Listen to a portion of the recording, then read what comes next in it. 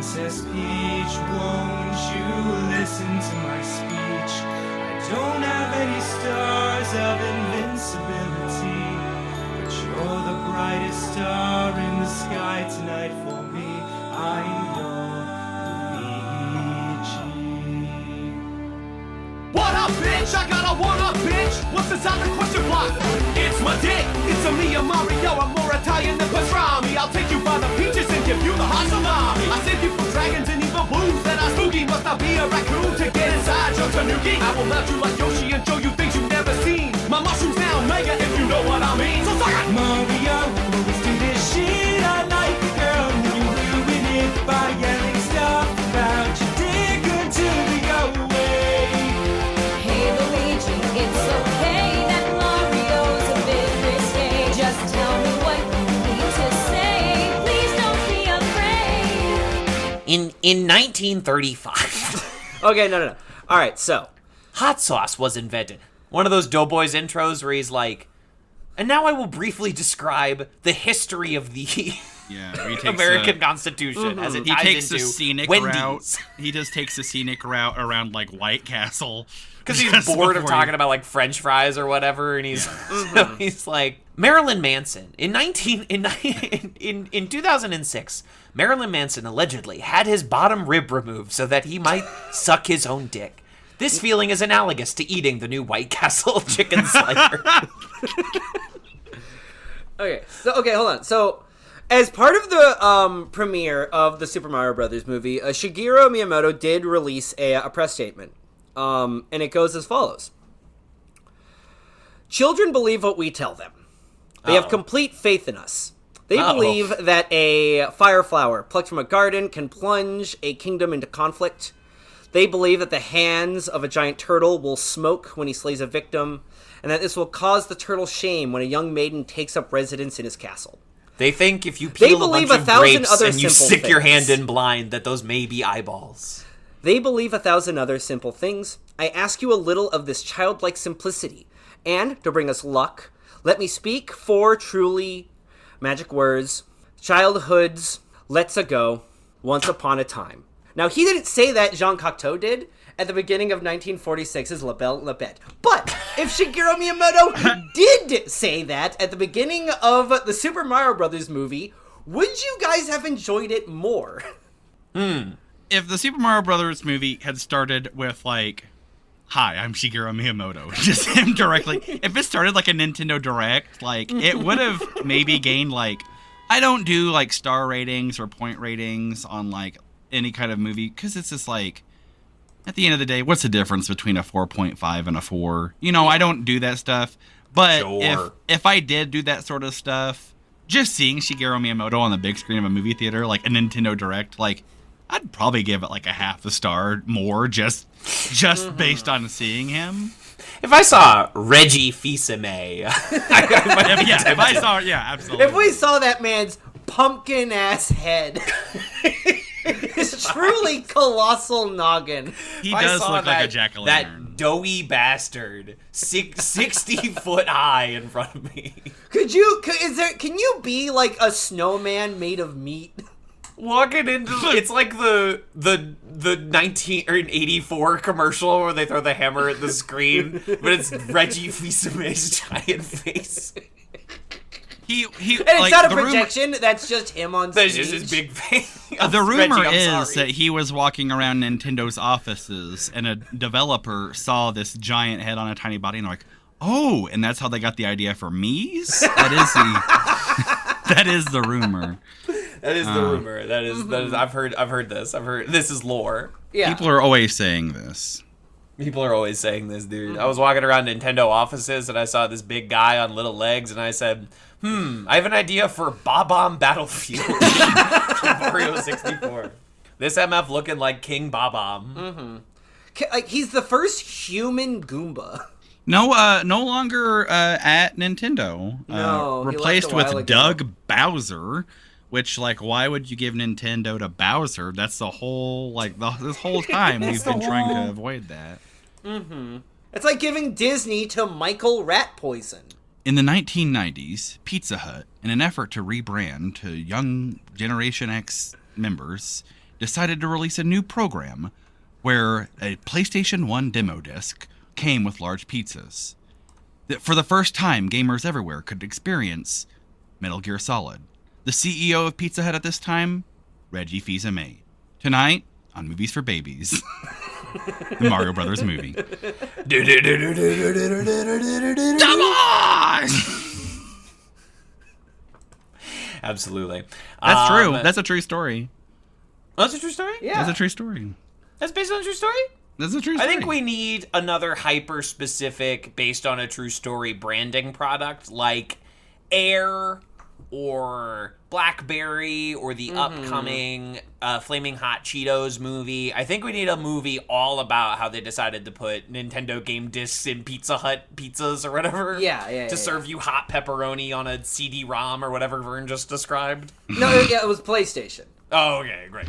Reggie Fils-Aimé invented the Pizzone.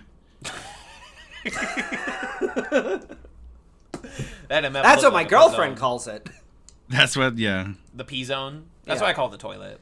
Thank you for enjoying our episode on Movies for Babies. Now, It's if you way excuse too me, hot when I you have to bite go back into to it. playing Animal Crossing New Leaf on my Nintendo DS.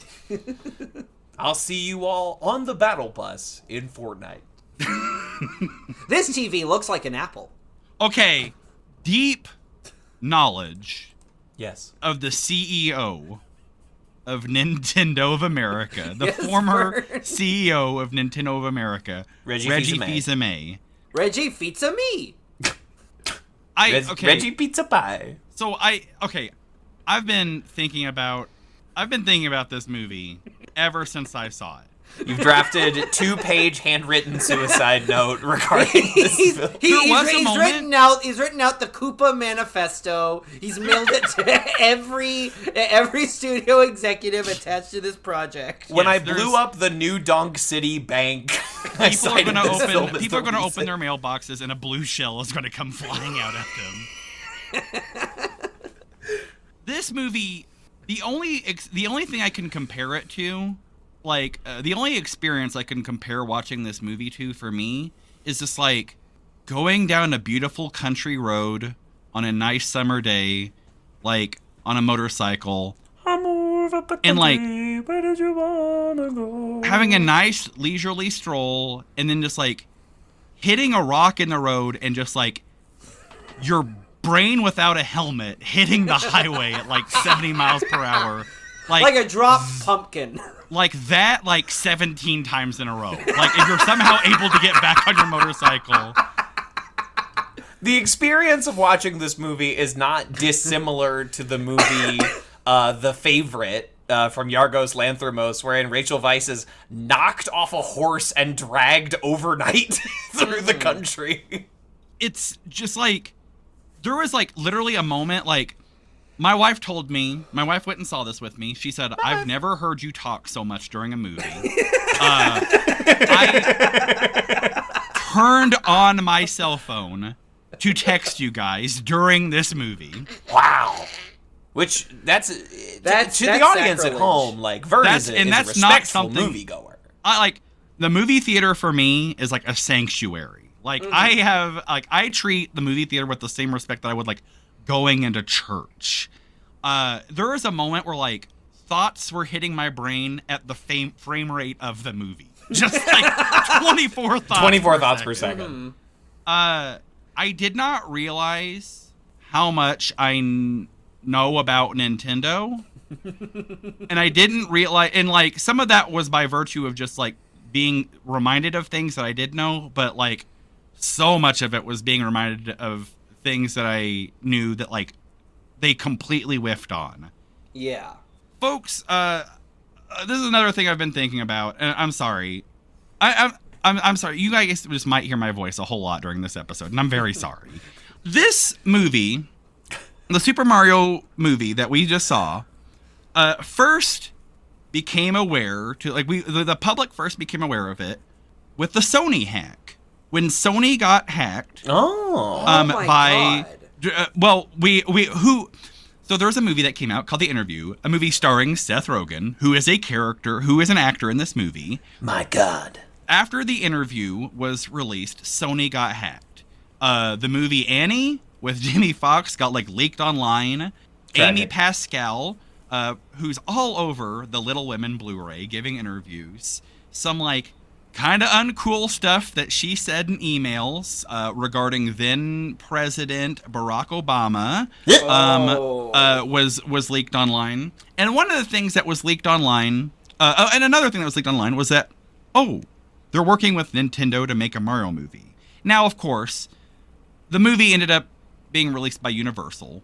But Right, Sony, it left Sony Blue Sky Animation. Yes. but Sony was courting this movie, and that was a point of interest because, like, one of Nintendo's rivals, Sony, was interested in making this movie. And one of the things that came out in the Sony hack was this email by Amy Pascal that I will read to you right now. Spidey thought. Okay, this is actually from Nick Shore, and it was to Amy Pascal. Spidey thought, "Hey, Amy, just a couple of rando thoughts from 30,000 LAX to JFK. A rising trend we see with millennials are the really extreme forms of experiential exercise like Tough Mudder, a sort of filthy triathlon, the color run, and even things like hot power yoga, veganism, etc. Millennials will often post NBD on their social media after doing it, as in no big deal, also known as the humble brag. Wondering if Spidey could get into that some way. He's super athletic, bendy, strong, intense, and it's all NBD to him, of course. EDM, electronic dance music, is the defining music for millennials. Wondering if there's an EDM angle somewhere with Spidey. His movements are beautiful, would be awesome with a killer DJ behind it. Well, Snapchat just launched story functionality, which is a sort of day in the life of me told in a series of Snapchats that expire after 24 hours. my God. It has a very VIP quality about it, since invitation only. Getting invited into Spidey's Snapchat circle would be huge and very buzzworthy and cool. Spider-Man gets canceled, sending dick pics to his fans. To 14-year-olds. That email, that same type of brain is responsible for 1/3 of this Mario movie. Yes. No, there is... Folks, that brain is illumination psychosis. It has to be. The only thing the short version of my thoughts of this movie is there's a funny meme and there's a 3-headed dragon and 2 of the dragons look very fierce and very ferocious. And those 2 dragons are labeled Nintendo and Illumination. And there's a 3rd dragon on this 3-headed dragon that looks very doopy and very stupid. And that one's labeled Universal. I think Illumination went forth and did enough research into the history of Nintendo to get a PhD. I think someone at Universal paid their kid brother to play through an hour of Mario Galaxy, an hour of Mario Odyssey, and just do a Google search of Mario memes, and then that's your movie. Okay. That's the short version of it. This movie, and just gorgeous animation, gorgeous. So good. And the action is very crisp. It's very the action, for all this action and bright colors and stuff is going on, it's quite easy to follow. Yes, and it's just there's little there is Nintendo polish. A terminology that exists in video game design, Nintendo polish. There is Nintendo polish on this movie. Mario is running through the castle, through Princess Peach's castle, and he comes to a dead stop and he slides a little bit, and it plays the slide sound effect from the original Mario Brothers game. Mario is in a Brooklyn restaurant, and there's picked portraits of boxers on the wall, and they're all Punch-Out characters. Yeah, where Mario was a referee. Which I know, and I clap when I see something like that. His former boss that he runs into, Spike being another Nintendo reference, his uniform is Wrecking Crew, which is an obscure ass game that was released on the original NES that Mario and Luigi were in. No, And the it's guys like, who voice the Mario's uncles are the voices from the Deke cartoon. yes, like there is so much like stuff and like so much like thought and research put into it. And like as a Nintendo fan, as a lifelong Nintendo fan, as a lifelong Mario fan, like I was like, holy shit, this rules. But then they would show Diddy Kong, they would show like a Kong in the background and like he's playing the Donkey Konga bongos, a peripheral controller that is only available for 3 games on the Nintendo GameCube. And you're like, holy shit, that's a deep cut. But then they have no idea like what Cranky Kong's personality is. Okay. All right. Yes. Let's let's get into it. I'm sorry. That's okay. I'm sorry. Take it back. No, This- okay. I do think, Vern, you put on a point that I think is very essential. This movie's primary audience is, I think, equal parts children and a kind of being that I do think it's time we taxonomize as the Nintendo adult alongside the Potter adult and the Disney adult. Of, like, people who have Vern's mental condition. Of... who like Why Vern has to wear oven mitts when he goes to sleep? Like, also known as movie Bobosis. This condition to immediately point and recognize and clap at the things they know, the things they recognize. That is in fact a duck hunt picture on the wall. Hurrah, hurrah! and then as long as they are seeing things they know and recognize, they will in fact clap and buy along, and they'll buy those tickets for Universal Studios Super Mario World. And then kids will laugh at seeing Mario get the shit beaten out of him, as kids are wont to do. And meanwhile, the everyone else is left at the wayside to endure a quite good-looking and lovingly crafted, somewhat lovingly crafted movie. Yes. Lovingly crafted in everything but story and character. But I'm sure we'll get there. In story and character and like... Yeah. It's okay. I wanna take it back. This feels like one of the ones that we're definitely gonna like kind of walk through the movie. I'm sorry. The opposite of our Dick Tracy episode. You mean a playthrough through the movie? Playthrough of the movie. We're doing our walkthrough. This is our play. But yes. So Vern has described his theatrical experience. Justin, I would love to hear yours. I saw it. It was pretty sparse theater, but I was in front of this like what I feel like is what should be the target audience of this movie, in which it is a 10-year-old boy and his 8-year-old brother. Classic. And their mom, and I didn't hear shit from the mom. But I'm glad I sat behind them to listen to them, and they enjoyed it. Like they laughed at most of it. They just seemed to dig it. But I feel like I'm the one who of our group that did enjoy the movie overall the most. You would have to be low bar to clear. I went on a Monday night after going to see my friend's like NYU thesis presentation. Myself and another friend who went to that same presentation went to go see the Mario movie at 9:30 p.m. on a Monday. So this is not a child full audience. There were 10 other strangers in our party. I had never met these people, but they were an interesting rowdy bunch of folks. And, we went to go see it at the Williamsburg Cinemas, which means nothing to either of you, but is a lawless Western town. You will never encounter an employee in that place. Yes. You will never find a more rambunctious sort of place.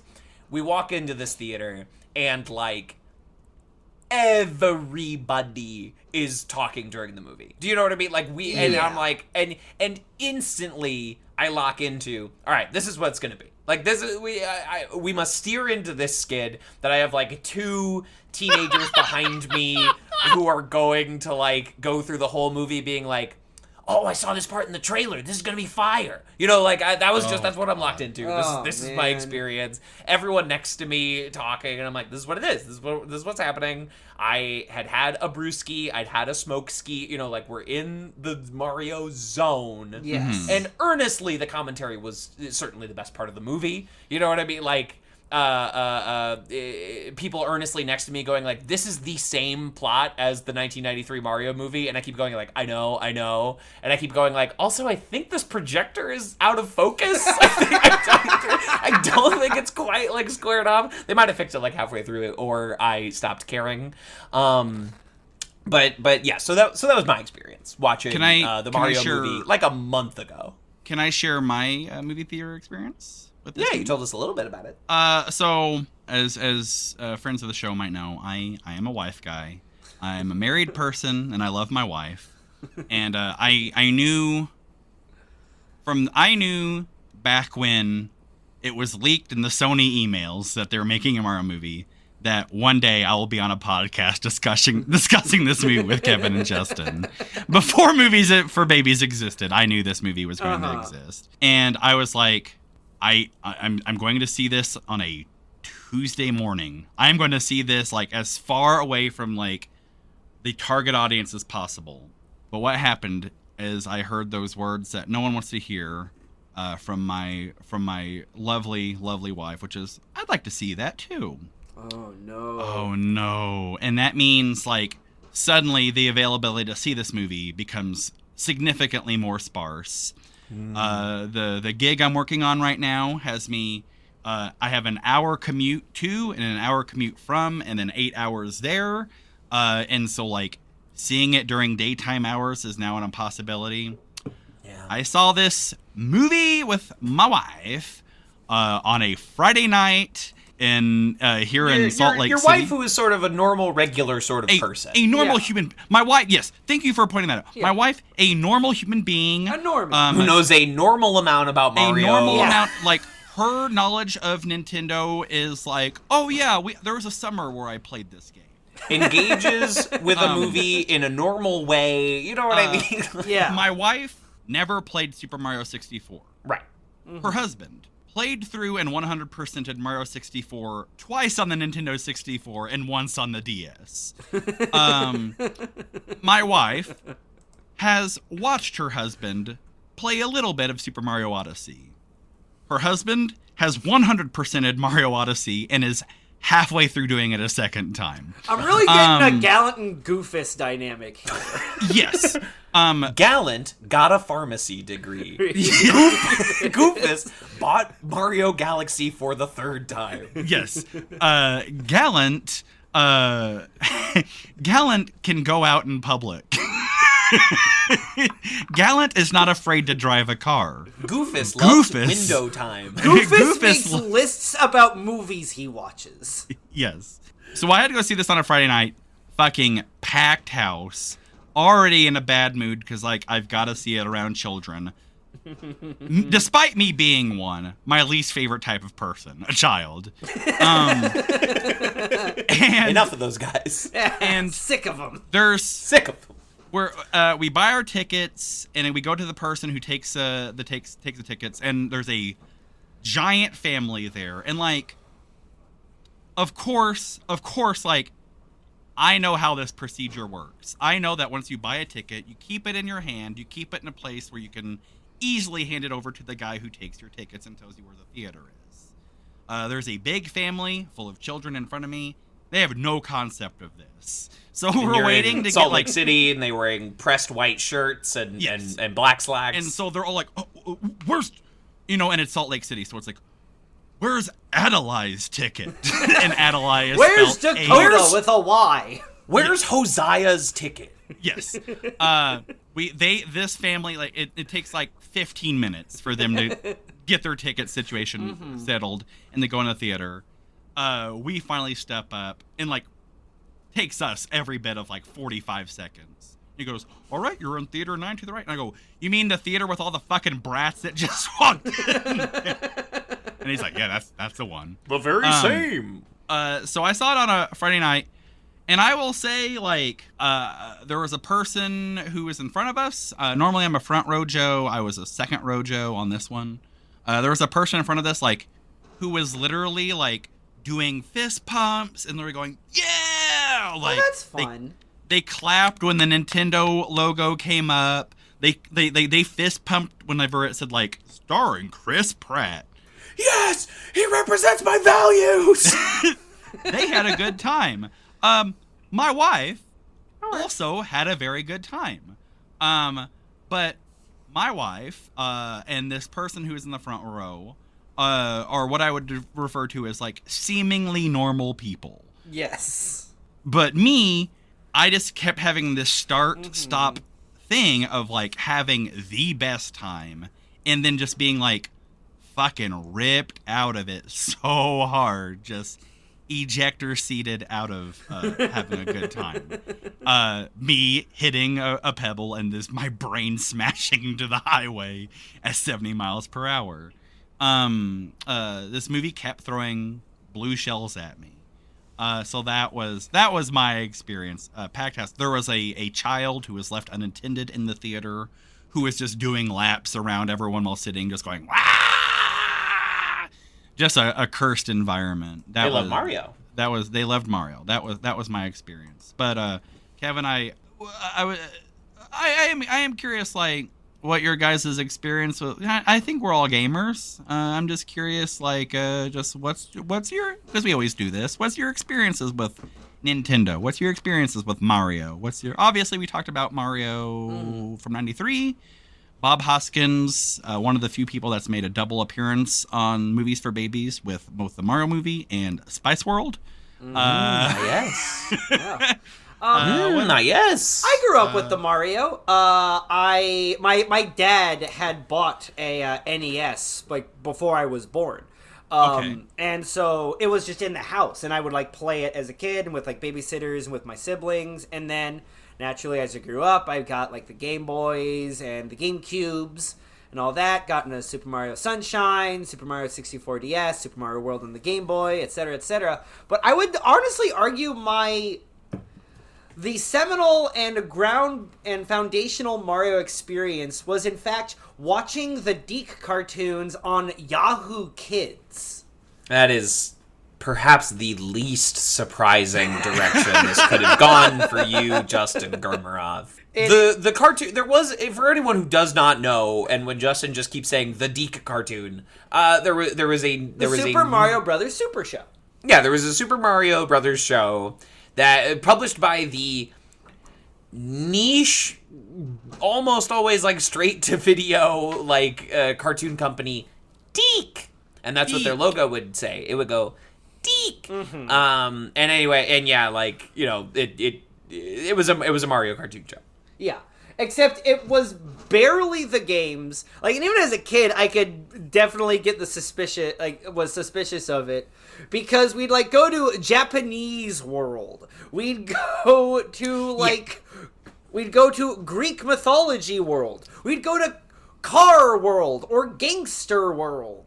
Oh, you gotta go to Car World. William Beggs says Car World. It did have a very Die Hard sequel vibe to it, in which is like, these were not scripts written for Mario, but Mario was put into them. Exactly. It was a product of what I thought was a bygone era of just like, we know enough about Mario to produce this cartoon, and the kids won't care because it's Mario. Right. Which is the brain, 1/3 of the brain that made this movie. We know enough. It's fine. But yeah, it was just before Mario. There's multiple Mario cartoons, much like there was multiple Sonic cartoons. Yes, but all kind of featuring the same voice cast, and it was just different games. Like the first one was, what's the one where there's like Birdo and they're picking up like veggies and shit? That's Mario 2. Yeah, that one. The first show was Mario 2. The second show was, I think, Super Mario World. Like, that was the one with Yoshi and the famous YouTube poop icon, Mama Luigi. And then the third one was Super Mario Brothers 3 with the Koopalings. Yes, I think Mario 3 came out before the Mario World cartoon because Mario 3 came out before Mario World. That would make sense. But you also, this is my brain, and I. But only the first show featured Lou Albano as live-action Mario. Yes. Very famously. Yes. And of course, like, that was one of the things that came up with the Universal interns Google search. It was like, oh yeah, I forgot about the Do the Mario cartoon. And so, like, of course they use that in this movie. That's the commercial. Whenever we first meet the Mario brothers in this movie, there's this, it's honestly kind of cute. Like, there's this, like, bad, low budget, commercial, but it's in CG. For the Mario movie. The first 10 minutes were super cute. Yeah, there's like, it shows Mario and Luigi and they're pretending like they're flying, but they're like on a stool, and you can see like the green screen artifact thing around them, and I'm like, that's a nice touch. Yeah, and they've got the golden capes from Super Mario Brothers World. Like, it's cute. It was very early on. references. Very early on, I started playing a game where I'd see something in the movie, and I'm like, does that guy have a French last name, or does that guy have an American last name? And if it was good, if I liked it, he had a French last name, and if it was bad, he had an American last name. And that's a fun game to play for whenever you watch this movie at home, kids. This movie that is directed by Michael Jelenic and Aaron Hovarth. A milk guzzling name if there ever was one. Aaron Hovarth just got, like, he came in hungover after, like, the Steelers won last night. Aaron Hovarth showed used up to at play the tight animation end for the studio. Minnesota Vikings. He showed up with a straw of hay poking out of his mouth, one overall strap off his shoulder. Hey, come on, Hovarth, we gotta go down to the country fair. Yeah, absolutely. A pig Hovarth. under each arm. Hovarth, I told you, you're late. You're supposed to be here at 9 o'clock to storyboard the Mario movie. Oh, I'm sorry, boss. And he's like putting his hat to his chest. I'm sorry. I'm sorry. The mule was. I'm a good, honest man. CEO of Universal. I'm just trying to earn my 2 bits, Mr. Illumination, sir.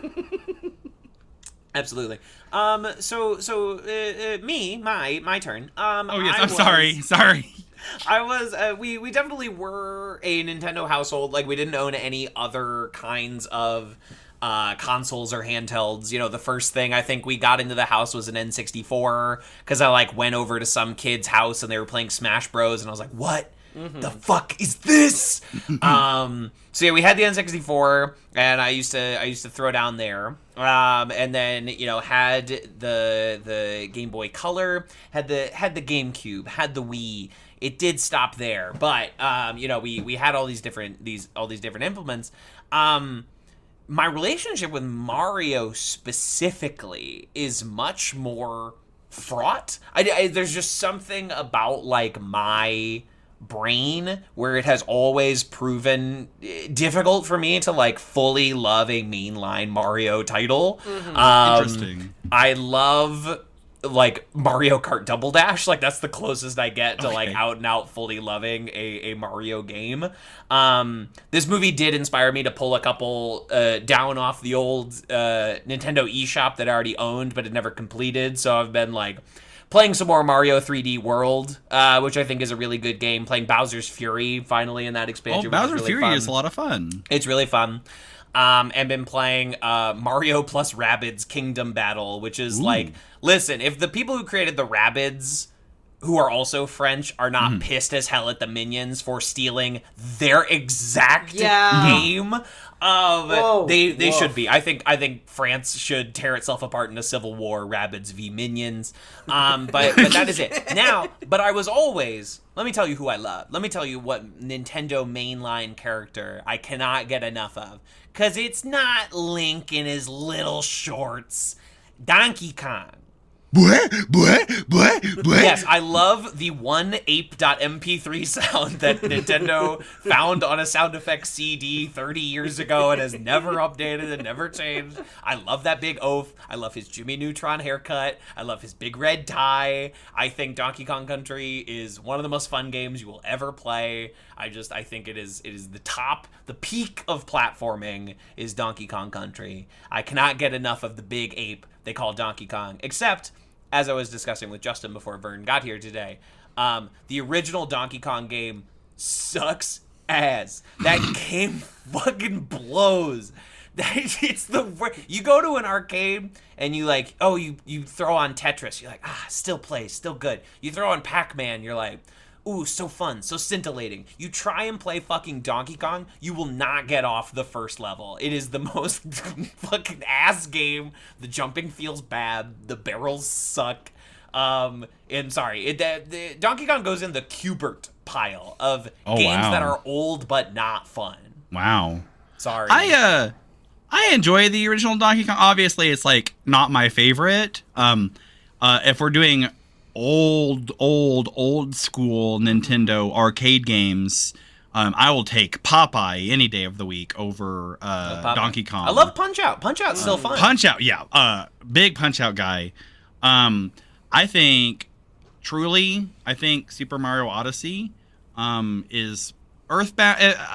Earlier, before we started recording, I said Earthbound was my favorite game of all time, and that in a story aspect, that is still true. But I think in a pure gameplay aspect, it's Mario Odyssey. Mm-hmm. Wow. The first time I played Mario Odyssey, I physically could not put it down. I could. Wow. I played from the you. very beginning, just like 9 hours straight, and I was just like, because it's just like an open world, like Mario game. Adored Mario Odyssey. Played a lot of Nintendo.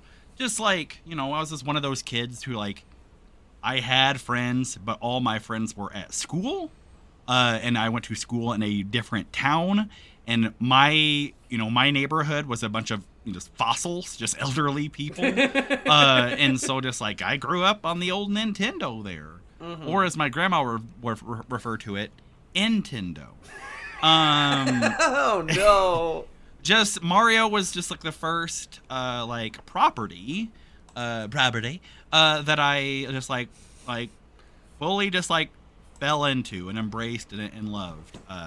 From the moment my grandma took me to a yard sale that was selling a Nintendo, and I saw that cartridge that had Mario Brothers, Duck Hunt, and Track and Field on it. Wow. I just saw that little tiny picture of a little cartoon Mario, and I'm like, I love him.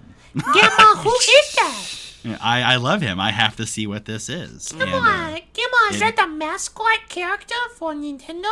Show me the red man, Mama. Show me the red man. Grandma, that Jumpman? So I will say, like, with a having grown up on Nintendo, from Nintendo being and Mario being like my exposure to the world from like 5 years old to like 12, 13.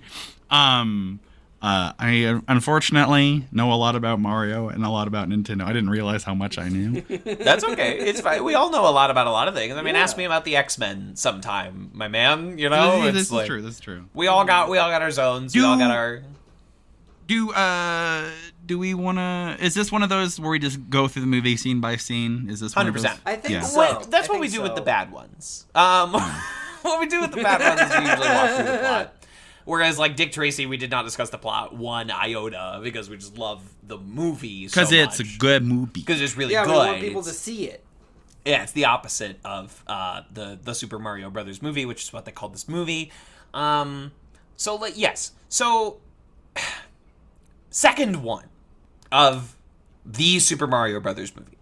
The second or third thing you see, the second image that you see is a fucking minion in a Mario Kart. Yeah. And I said, all right. Well, I was worried because I had heard that a minion would make an appearance, and I was like, if it's like in the movie, that will annoy me. I have nothing against the minions. I saw one Despicable Me in 2010, and I've not gone back since. But like, they're fine. They're funny. They're pretty objectively like funny little guys. But like, seeing a little minion in a Mario Kart as one of the first bits of feedback that I saw regarding this movie was from Mr. Boop himself, Alec Robbins, where he said, this movie has a bad heart. Yeah.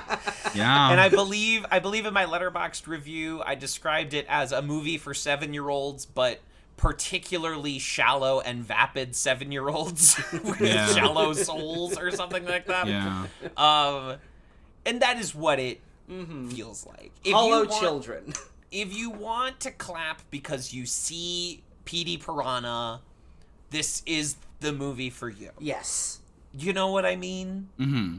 I will say part of what makes this such an interesting one of the rubrics I judge a movie going experience off of is just like how much a movie made me think, and if that's the sole rubric, this is like the movie of the fucking decade. In quantity, not think in quality. Yes, but I will say like one of the things dark that's really thoughts. difficult about this movie is that like, at least for me, I don't know if it's for you guys, it's like the brain that I used to like judge a video game, like steps into the room, just like fucking just like kicks the door down and is like demands a seat at the table.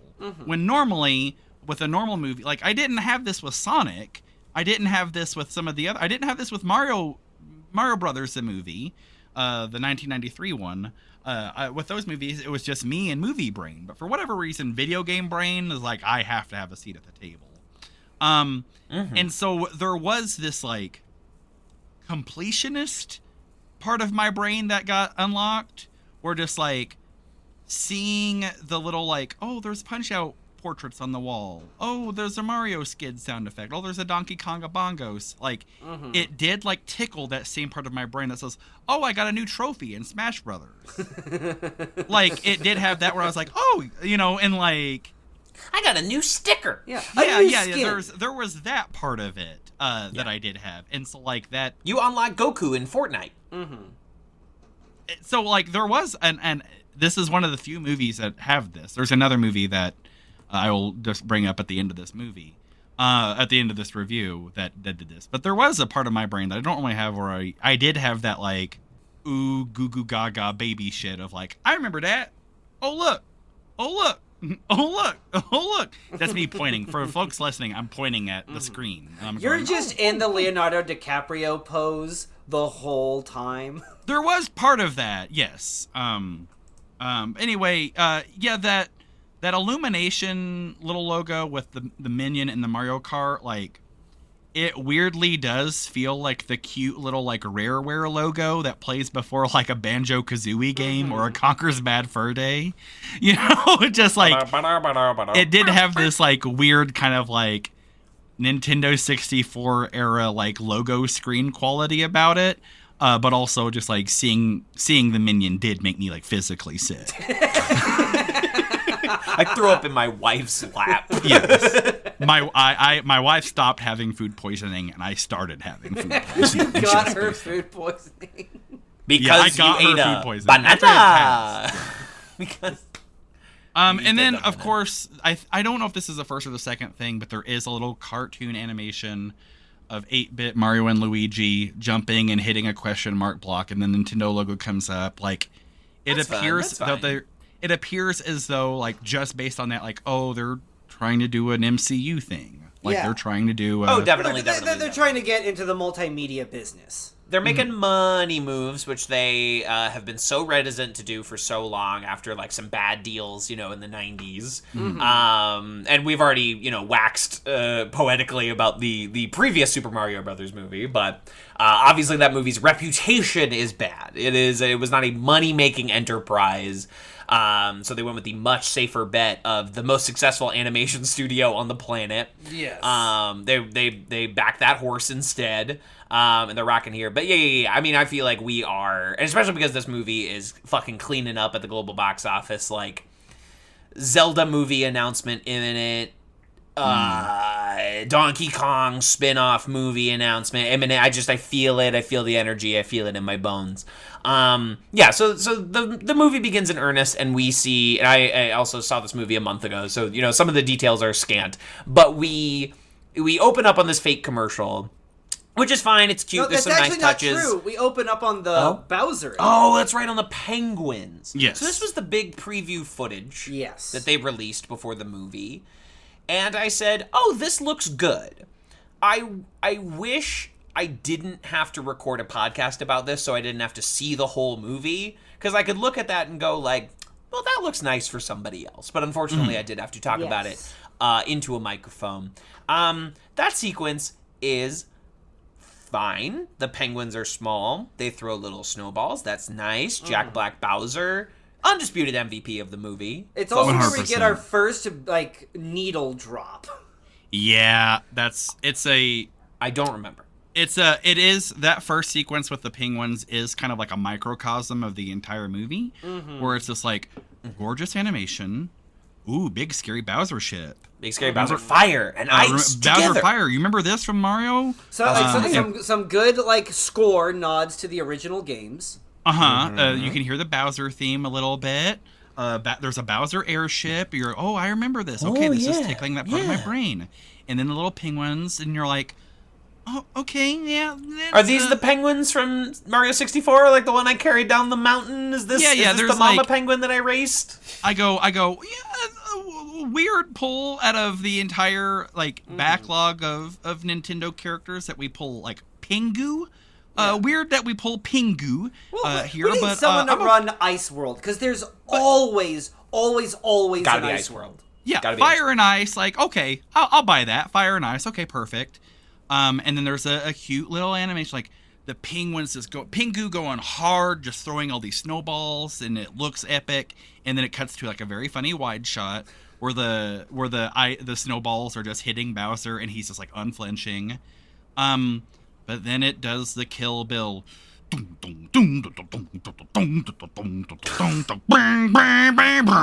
you're like, oh no. Yeah. And it just like, that's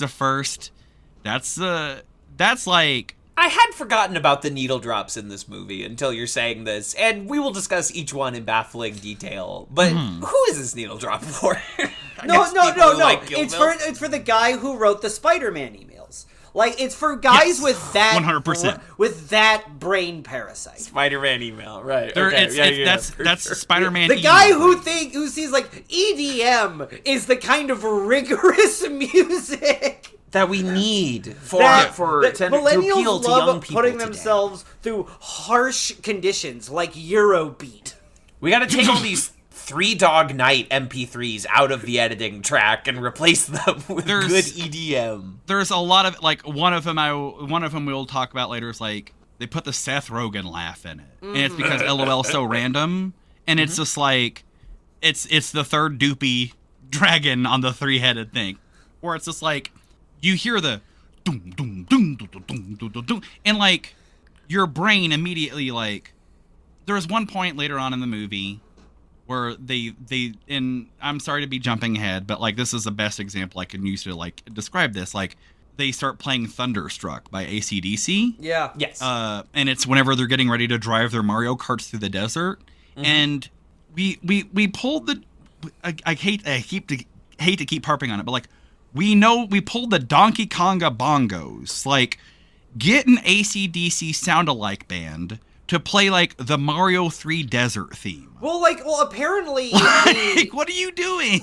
Apparently the composer did a lot of stuff, but had to fight tooth and nail to keep as much of his original score in it instead of the needle drops. Like, we almost didn't get the Power Star theme, like the Invincibility theme, because executives wanted to use Jump. My Van Halen. Because this movie is being marketed to 55-year-old men. People who grew up playing the original NES Mario game. And fair enough. But if you're old enough to have played the original NES Mario, you might like to hear the music from the NES Mario. And also, like, symphonic covers of Nintendo game scores are like a whole cottage industry. They are YouTube like, catnip. We do, huge YouTube numbers. You can sell out, like, outdoor amphitheaters if you promise you're doing Zelda covers. It's the end of Tar. Like, Tar ends with Monster Hunter music. Oh, really? Tar ends with Tar conducting a Monster Hunter concert in South America. The thing that keeps symphony houses in business is just like they'll do like video games live. Yeah. Video You games know what I live, mean? Or Like- like we'll do Back to the Future, we'll project Back to the Future, and we'll do all the score live for Back to the Future. Absolutely, it's the only way that like the St. Louis Symphony keeps a roof over its head, as if it promises to do Star Wars every year. Yeah, absolutely. Yeah, So, so, yeah. it's just that whole like Pingu Bowser thing is just a microcosm of the movie, and Yeah. then it launches into the commercial. But also. I have a question. Yes. The Pengus have the superstar, the most powerful super weapon in the Mushroom Kingdom, right? Yeah. Why? Shut up. Were they hiding? Like, was it one of those like we divided up the rings between the realms of men? Doesn't matter. Kind of Fuck you. situation. Doesn't matter. Fuck you.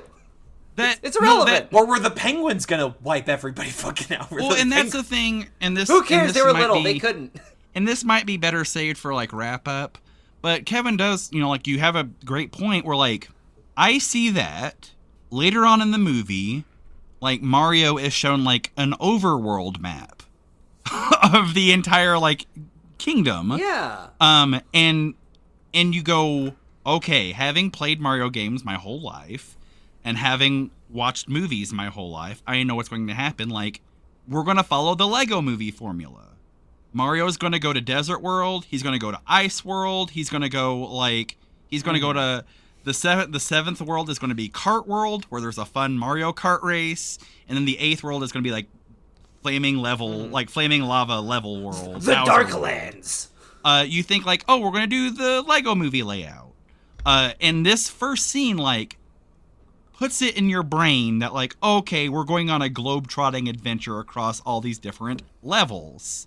Right. And that's an empty promise. It never happens. Yeah. It never happens. They It lied honestly to us. It They lied to becomes me. Like the much better movie Wreck-It Ralph, where it's like, okay, we're actually going to like 2 video games. Like like Donkey Kong got out of the game and went to 2 other video games, but Wreck-It Ralph makes up for it by being really good. That's the thing about Wreck-It Ralph, is that it's very good and basically like a perfect kids movie script, just like down to the bones, like it's all there. Yes, we go to the fake commercial, which is very charming. Personally, in my life, in my 30 years, I've seen enough fake bad things to never need to see another one, but also Okay. I'm not 7 years old, so like this might be a 7-year-old's first time seeing like fake bad acting. Yeah. But I'm good. I never need to see a boom mic dick into a shot before. I never need to see bad theater where people come out and say, "Where hark for art thou?" It's been done. It's the same joke every time. I hear what you're saying. It's a thing where like I think this movie is kind of like fundamentally flawed, but if you're going to do a thing where like Mario gets taken from his real life world and put like something to establish that he's a plumber is nice. Just some, and Absolutely. it's something. It's something. It's fine. It's also shockingly identical to the fake commercial at the beginning of season 5 of Community. And I don't know if, Dan gotcha. Harmon has picked up his lawyer's phone, but There's a commercial and there's a brief glimpse of like Chris Pratt doing an Italian accent. And you're like, oh, why did everyone get so upset? And then the commercial ends, and then, hey, Luigi, it's me, Yeah. Chris Pratt. hello, Luigi. It is me, Mario. And you go, oh. Yeah. Um, The cowards don't commit. I will say, spoiler for later on in the cast. Chris Pratt, everyone got up in arms about his casting, and I get it, but not the most miscast in this whole movie. We'll get to that. there's a We'll get real We'll bad get one coming to up. that. But also, two terrible ones. after the commercial, Luigi does a Twitter meme and says, "This is cinema," and I don't need to see memes in movies. Nope. I actually nope. didn't And this know movie's that. got a lot of them. I didn't know that was a meme. I thought that was just a Yeah, joke. this is cinema. You can find it in the replies to any piece of film news. Is like there are all these different little images or clips that you can put where like Bong Joon-ho says, like, to me, this is cinema, or Martin Scorsese in, like, a very, like, thoughtful filmic pose. And that is cinema. Cinema is a big, like, 16-year-olds are using this to describe, like, the worst movies you've ever seen in your entire life. Oh, okay, yeah. And Luigi does one in the Mario movie because they want to be a meme. And I don't need to see in a movie things that are only in the movie so you can be popular on internet. Yeah. Yes. There's two lines that Luigi has in this movie that made me want to unalive myself. And this is in Minecraft. And this Well, is there's one that of scene the where he two. told you to buy GameStop stock. Yeah, that's the other one. They run into after this commercial, they run into their former boss, Spike, reference from the Wrecking Crew, reference. In a bar called Punch Out, reference. That has portraits of the Glass Joe and Reference. and then also in case you didn't know these references, Duck Hunt reference. No, I was just thinking, and I'm sitting here, and I'm like, they should make a Punch-Out movie. I bet that would be pretty good. Just copy paste the Rocky formula, Yes. but make it Little Mac, 100%. Yes. Very easy. Very easy. Every character is a cartoon character because that's what Punch Out is. Right, so the character design is done. King Hippo, you know. Like, Of course. he's ready and rocking and ready to roll. I would, obviously there's some potentially problematic stuff with stereotyping, but also, I think Glass Joe is the guy culturally- he beats immediately and then becomes part of the team, and he's kind of like a comic relief sort of Yeah. side character. Culturally, you get it. I don't know if culturally, if we decided that Punch Out racism is okay. I don't think so. we have. Take it from me, and I think Punch Out racism is fine. It doesn't hurt Personally, anybody. I think it's fine, but also I'm a Because dumb they get white guy. everybody. It's like Don Rickles. Punch Out. The French guy gets hit and croissants, go around his head, and then like the Italian guy's name like pizza pasta. Yeah. And he There's gets- Mr. he gets- Hollywood, who's a big California lunk. Right. I mean, like if you get everybody, if you get every ethnicity, and you punch a fucking Australian guy and his face turns into like a dingo for a second, Yeah. like it's Yeah. he can't- he's got kangaroo legs. The Like, what Turk does it is just a murderer. So turns out Mario and Luigi used to work for Spike and the Wrecking Crew. They've since split off and started their own thing. And they get their first call, and they've got a Mario van that doesn't work, and so they have to run. And like the movie briefly turns into like a platformer, just a side-scrolling platformer. And they That's kinda put fun. It was kind of cute. and it's cute, but then they put "Don't Sleep Till Brooklyn" underneath it. Yeah, they put the Beastie Boys under it instead of like. Do I do don't do know. do do do Okay, do do. so Yeah, this is- spitball in here. This is something that I really don't. I actually don't like that this part that they're from the human world, like the real world. Like they are from Brooklyn and they will do jobs in Queens. I honestly would have preferred they just not say what city they're from. They're just from the city. Or they're from New Donk City. Yeah, or New Donk City. Just No, they are from real Brooklyn, Yeah. where I live. When they and they do a plumbing job at gentrified Williamsburg. It housing. shows, and it's also, it doesn't make any sense because they're in real life Brooklyn, but it shows the TV and it's Mayor Pauline, who is the mayor of New Donk City. which okay, Explain. and the next scene should have happened at her house. Like Yes, 100%. It should have. I don't know if those idiots. What were they thinking over Illumination? instead of just It's- reusing old assets from The Secret Life of Pets. Yes, it's just one of those things where it's just That like was a leftover. another one of those things where it's just like you have to play pretty deep into Mario Odyssey to know who Mayor Pauline is. And so like you know Mayor Pauline, but you put her in you make her the mayor of the wrong place. It's like it makes my brain go cross-eyed. Yeah. They arrive at this New York apartment, rich people apartment. They did reuse an asset of one of the Secret Life of Pets dogs. Luigi steps. Of course, by the way, the phone call they got notifying them of their job was the GameCube logo. Was the GameCube boot up. Mm-hmm. Yeah, that's the ringtone on their phone. Yeah, But it's a GameCube. fancy reference. There's an unused dog from Secret Life of Pets. Luigi steps on the bone and it makes the dog mad. But it's while Mario and Luigi are fixing this like leak in this like a leaky sink, and they have to put the song from Carmen in it. Mario, and Nintendo. that actually Italians. baffles me because it's neither like a needle drop nor like Y'all ain't game like score. habanero? It's just public domain filler.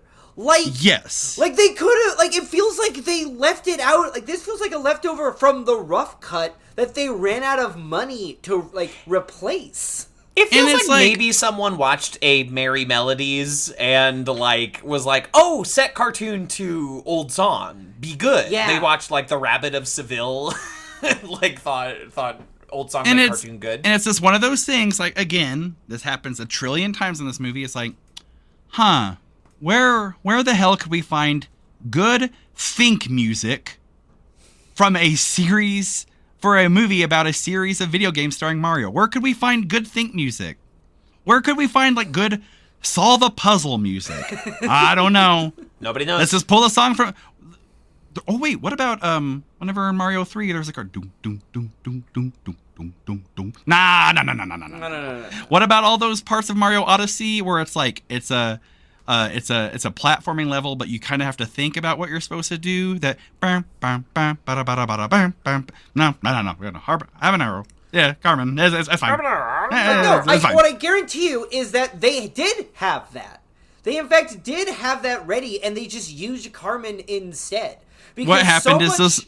of this score is so intentional. Like they're drawing. Spider-Man on email so guy opened much. up a new draft. Yeah. Yes, Spider-Man. Yeah, the French person submitted that that track, and it was like the think music from whenever you're in those weird portal levels of Mario Sunshine.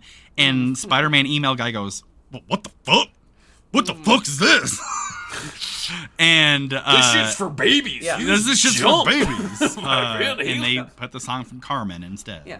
No, Spider-Man guy does Spidey email Spider-Man, guy has no Spider-Man. Spider-Man. I hate Spider-Man. Spider-Man email. Spider-Man has no mirrors in his house because he's constantly worried about the strangers he sees in these weird windows. They look like me. They do what I do. And so, Excuse me, Diane. Take a note. Who are these strangers that live in the mirror? Who are Why do they look like me? Why do they approach? He's just starting to sound excuse like. me, Diane, I'm really liking. Diane, do we still have that opening in accounting? I really like the guy in the mirror world. I think he'd be really good at it. This guy is starting. I'm sorry. This guy's starting to sound like Tucker Carlson. And it's like, there are these people in the mirror, and who are they, and where do they come from? They don't want you to know where they come from. What do they want, and why won't they kiss me? disturbing trend among millennials. What is EDM music? What is just fucking? These millennials, they love erectile dysfunction music. Why? What do they want? What do they get out M of it? stands for mommy, and mommy's not here. Where is she? We Americans want a good, clean country, but millennials nowadays are doing tough mutters where they intentionally get themselves filthy. A color run. I know 3 colors that never run. Red, white, and blue from the American flag. I hate this guy. In Minecraft. So the job goes bad because the dog, the Secret Life of Pets dog, just is mad at them for and like It has murder in its heart. and it's of course like I shouldn't think this, but like whenever They I should have step killed on- that dog. I think Yeah. Luigi should have killed the dog in this movie. Luigi should have 100%. bashed that dog with a wrench. Kids would have loved Yes. it. And it's a thing where like I know you can't do this. I know you can't do this, but it's just like as a person with a dog, if I step on one of my dog's treats and break it in half, my dog goes, "Oh, 2 treats." It just doesn't get like I'm going to fucking kill you now. But That was but my whatever, it's grandmother's fine. bone. Yeah. And so they do a bad job, much like the creators, 1/3 of the creators of this movie. They do a bad job, and we have to go and see Mario's family. Now I'm of two minds of Mario's family because I never ever wanted to know that like Mario was seeking approval from his father. I never ever wanted to know that ever. That is completely unnecessary. Completely unnecessary. Well, Vern, you are describing the principal problem with attempting to turn Mario into a feature-length film. Mario has no internal life. No. He has no wants and no needs. He's not human as you and I are. It's a thing where, because of the French DNA in this movie, I kept thinking, like, why aren't we just doing a fucking Tintin movie with Mario? Mario just happens to find himself on an adventure. He has minimal dialogue, and all of his dialogue is expository. Wahoo. It's just like, Wahoo, I gotta go Yahoo. save the princess. Mamma mia. And have him going on instead of like a globe-trotting Tintin cartoon where first he's on land and then he's on a boat and then he's got to save a plane from crashing. Instead of like a globe-trotting thing, it's like we're trekking across like 8 different worlds. Instead of that, we have to do this thing where like Mario has to do Owen voice and be like, I just want my father to be proud of me. I don't want Luigi to be brought down. But also, Mamma mia, my own Vern, do personal you not want inadequacies emotional here. stakes in your Mario movie? no, I don't. I don't, because we don't need it. We don't said need so emotional long, stakes Gay in Mario Bowser, movie. and I'm ashamed of my past homophobic ways. The emotional stakes we need in Mario movie is like, I hope Mario can clear that jump. That's the emotional stakes we need. But instead we get can like, do. I don't want to bring my brother down too. I don't sure want hope to my father disappoint is my proud of me." family. Now, I hate this sequence, but I will say, and I hate saying it, the goblin mode part of my brain, I fucking love Uncle Tony Mario. I fucking love this tracksuit wearing. I can say this, my grandmother is from Sicily. Her last name was like Segretario. I can say this. I have Italian. I identify as an Italian person. Just say the slur, Vern. I love this Dago, Uncle Tony Mario. I love him so much. I love his giant gold rim glasses. I love. Hey Mario, what do you fucking think you're doing, Mario? Trying to What are you fucking organize- piece of shit? You think you fucking took over I us, love the eh? family. The family is so great. I fucking The love family is Uncle also Tony. this is such a crazy scene where like in a regular movie, you know, this is about Mario trying to like learn ballet or like become an actor or something, but they're like, Mario, you'll never be a plumber. You'll never be a blue collar working And Joe. it's so like, it's so stupid we don't need it, but I love Uncle Tony. I wish they'd kept that deleted scene in where Uncle Tony's Mario Kart gets stopped at a toll booth and he gets gunned down with red turtle shells. I love fucking Uncle Tony Mario so much. Where Peach is like, I had an abortion, Mario. Yes. To stop just like- this Sicilian thing. Completely unnecessary, but from a character design standpoint, as the person in me who loves like weird looking guys, who loves weird animation, I adore Uncle Tony. He looks like Luigi. He just looks like old Luigi. He looks like, Families look like other family. You yes, know? he looks like Nicole had the best response to Uncle Tony, where it's like, Uncle Tony looks like he works at a bowling alley. Yeah, Uncle Tony is spraying those shoes. And like, Oh, yeah. I hate to say it, if all of a sudden I get on Nintendo Switch after this, and I see in the download in the Nintendo eShop, there's a new game called Uncle Tony's Funky Bowling, where you're throwing red turtle shells down a bowling lane.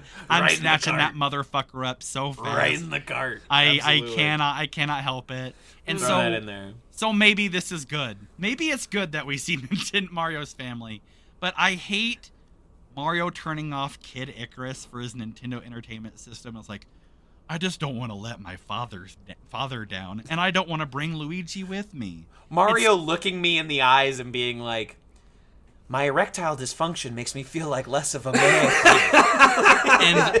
And this is a thing that I wanted to talk about in the Chip and Dale movie review, but I completely forgot about it because that day I had to march in a parade in the middle of summer, and it fried my fucking brain.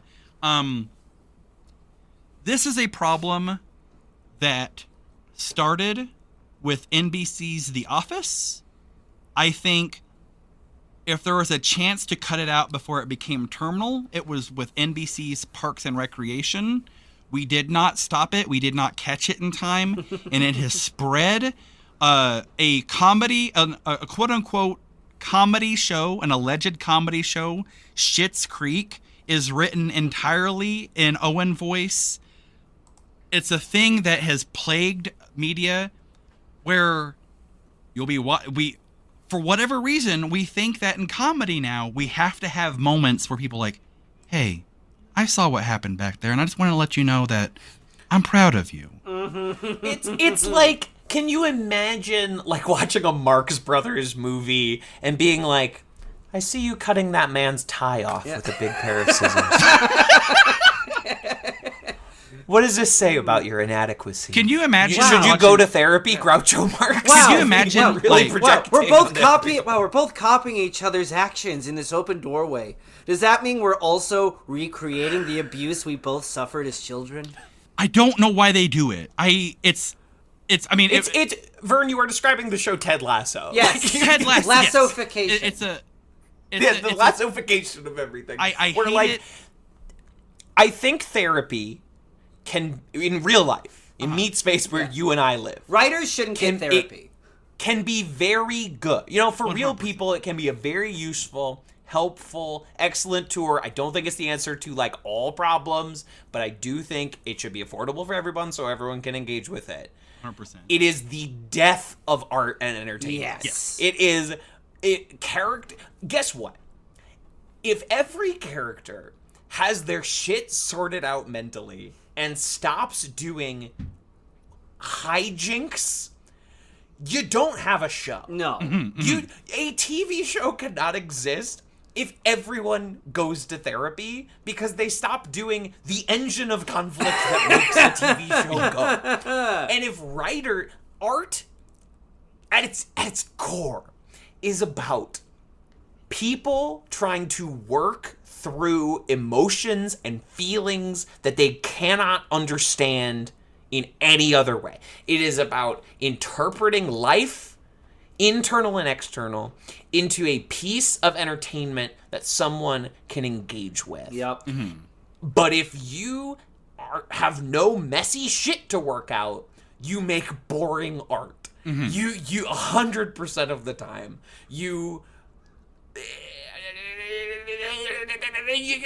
internal strife is part of it. Could you imagine just like Mo Howard sitting very sadly on the curb and just like, I thought I could save the orphanage. I guess I'm the knucklehead. And Curly being like, hey Mo, I just want to let you know that you're seen and your feelings matter.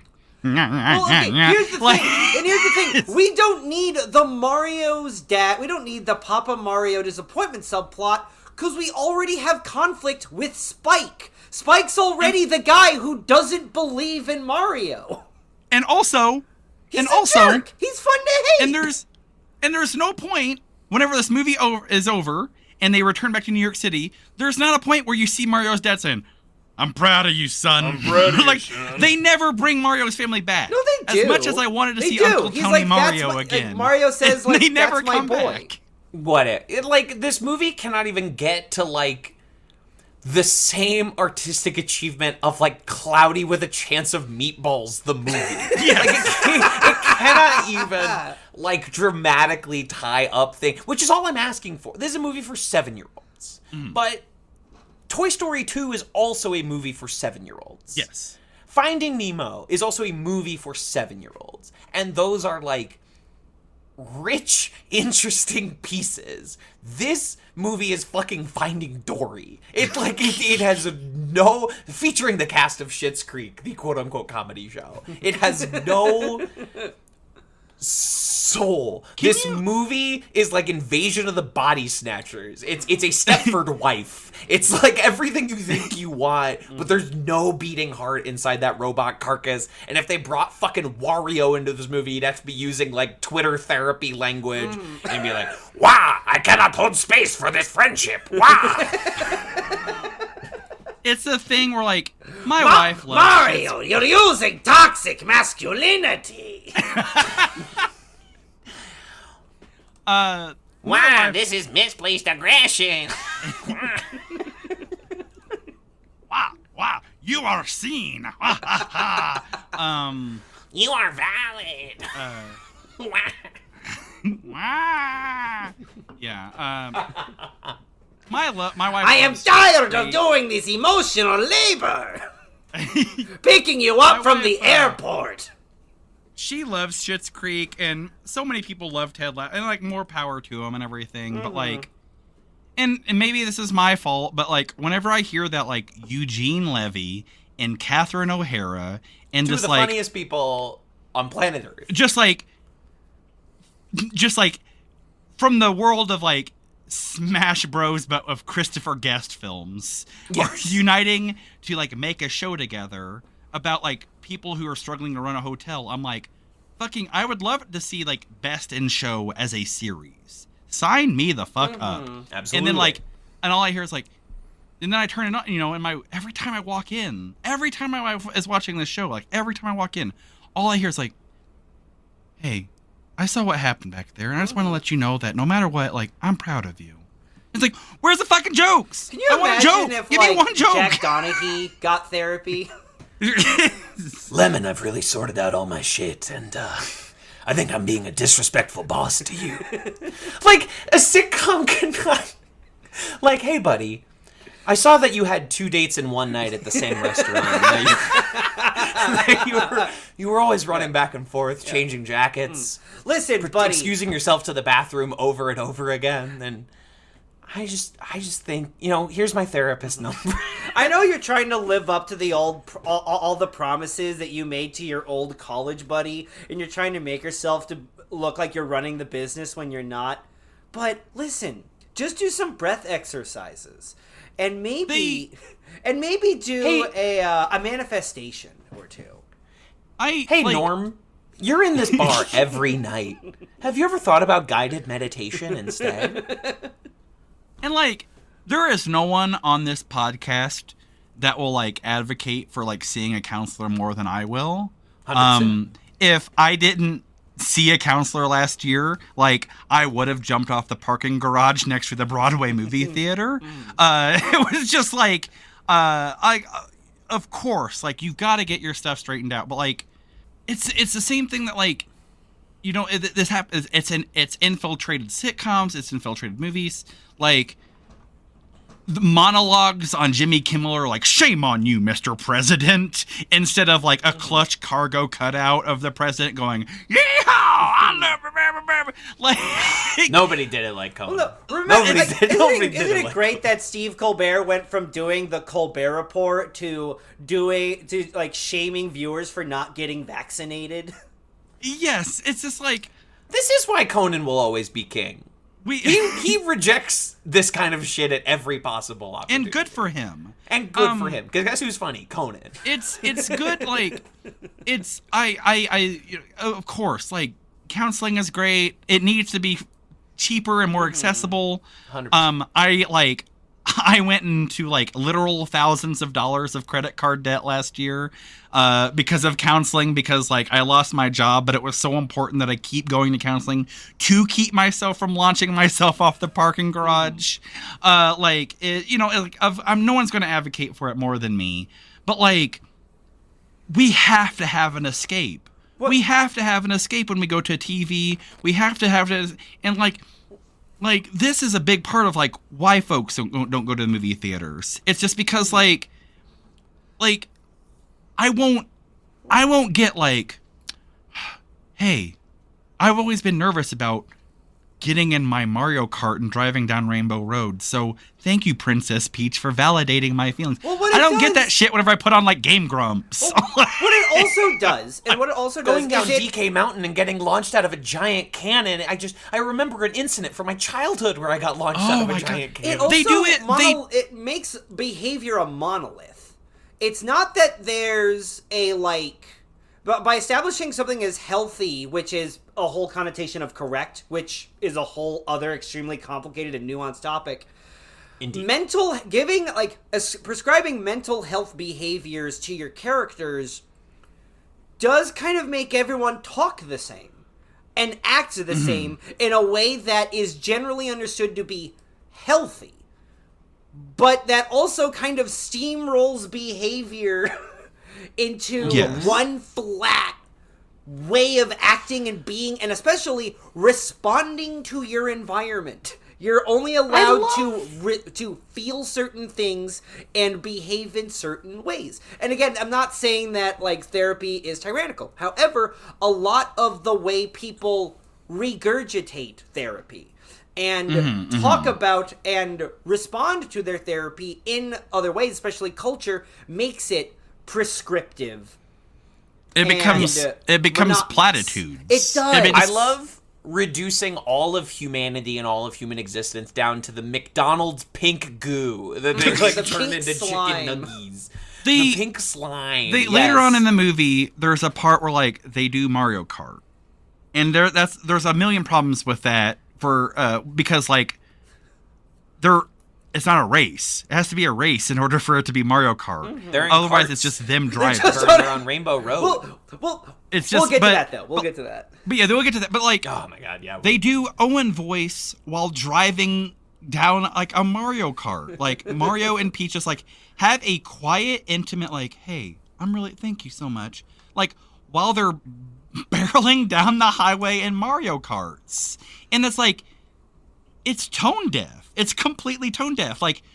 There's no room for talking about acceptance of the hurt that you've had in your life in Mario Kart. There's no crying room, in Mario 'cause I gotta fit Baseball. this banana peel in the back of my car. Yeah, absolutely. And okay, so back to the movie. Yeah, we haven't even gotten down the pipe yet. Literally. Yes, we gotta get piped. And so there's a big plumbing disaster that's happening, and Mario and Luigi run down there to try and fix it, to be the big heroes and save the big day. They find a subterranean pipe. Again, this is exactly the plot of the 1993 Mario movie that everybody likes to make fun of, but is actually very good. And it works. And it works. Barely. They do enough to get a grade on it. They barely put the World 1-2 music underneath the sewer stuff. Well, I actually do appreciate that they Barely. they keep the the game score references to leitmotifs as little flourishes. Love a leitmotif. Instead of it just doing big score versions of the game music. They let it be its own creature. Right, which is appreciated. And again, we've already talked about the cottage industry of big orchestral reworks of video game music. It's a classic at this point. They get sucked into the portal. They're flying through the thing. They get separated, and Luigi, it's like that meme with the Hell Castle and the nice place, and Luigi gets sucked to the Hell Castle, and Mario. Best part of the whole movie.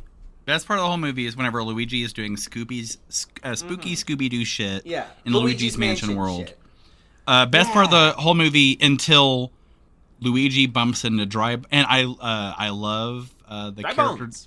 Dry Bones. I love what they do with Dry Bones. I've never thought so much about Dry Bones in my life as whenever I saw him on the screen.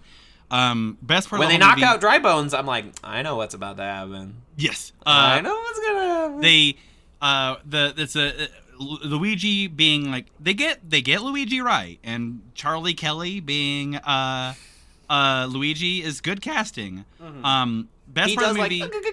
yeah, he does good. Best part of the movie, one of the worst parts of it is they almost completely ruin it whenever Luigi bumps into Dry Bones and says, "You just got Luigi'd." Yeah, it sucks. That sucks. That's not good. That's the other line that Luigi says that was just all right, well, I've got myself another counseling session that I can need to talk this out with. Yeah. We're not as recovered as we thought. Vern, Vern spending- Vern just has like a lap ticker. He's got like one of those just like tickers that you just hit with your thumb, and There's it's just each one is an There's extra $130. like counseling session. Yeah. Vern spending a $130 therapy session describing like, I just feel like Gooigi right now. Like I just feel like a Gooigi version of myself.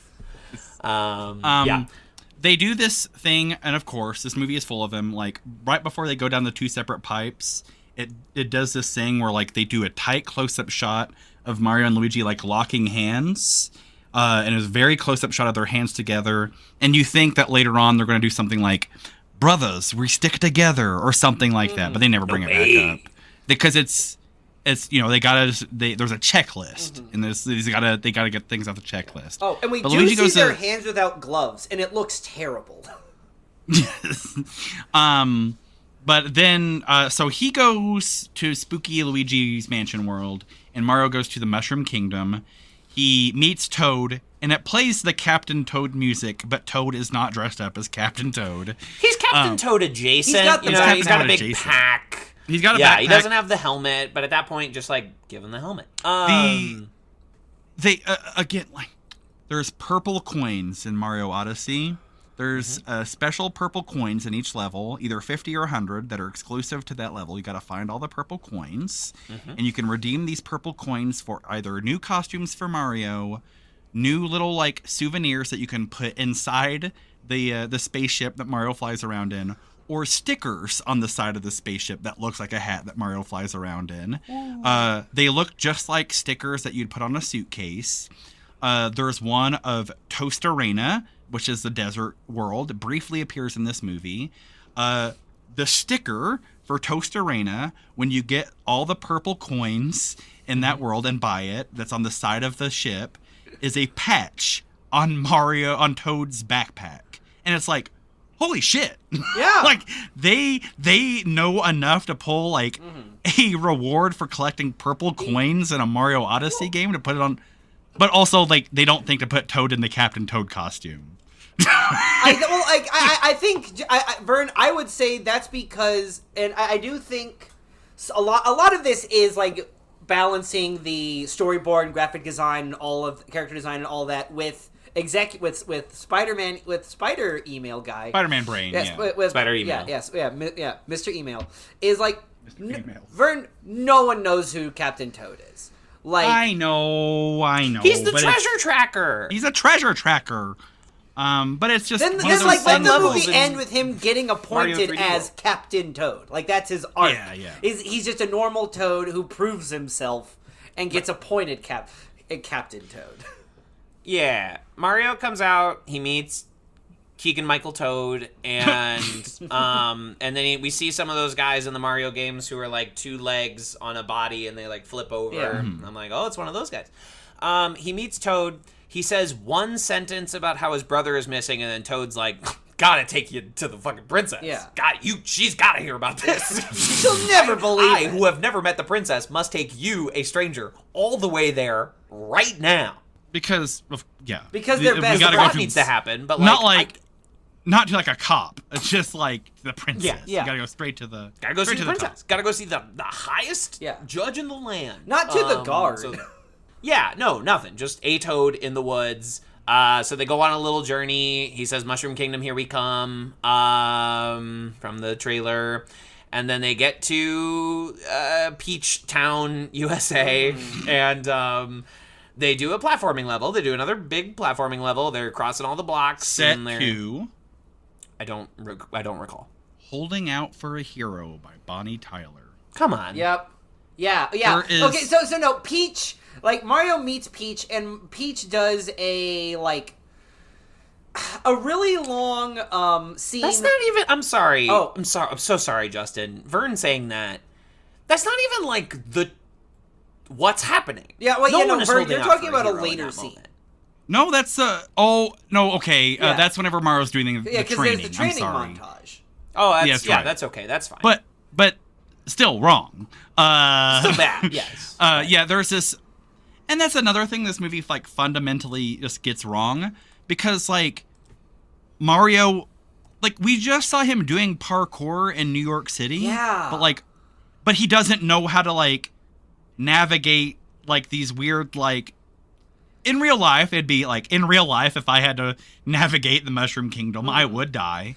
But No. like we've shown that he's like adept to this, but also like he's the entire time he's doing the sequence, he's like whoa, and like one of the things that like we know as Mario from playing all these games is like Mario is a courageous hero who jumps into things head first. Yeah, no, his like, whole Mario arc is always is confident. that like he's a Yes. dreamer. That he's like doing things. Like he's all about staking out on himself, doing things on his like trying things that may be dangerous or risky, and then making him this like just a sort of doofus who like tumbles over shit. Like it'd make more sense to make him be the man who is more athletic than any Toad because he has actually like. He has arms and legs. He actually has legs. Of any length. Yeah, he has knees. Yeah, he has knees. And it's funny because, like, when we see Mario doing parkour in Brooklyn, like, he's good at it, but Luigi sucks at Yeah, it. and But it's, suddenly again, he- it's good brother. It showed that like Mario looks out for Luigi and like makes Yeah. paths for him. But, like, he becomes Luigi in the Mushroom Yes. Kingdom. Like, he suddenly sucks at everything. It makes no sense. It's the opposite of the Trinity thing, where at the beginning of the Matrix, Trinity is like the coolest of all time, but then Neo comes in and it's like, well, Trinity must need to be saved later, because now we have Neo. Without Luigi, one must become Luigi. There must always be a Luigi. There's always a Luigi. There's always a Luigi. See, There's like- You eat always the a red lighthouse. mushroom, you... See yourself die a see- Mario before you live long enough to be a Luigi. Yes, Indeed, yes. yeah, indeed.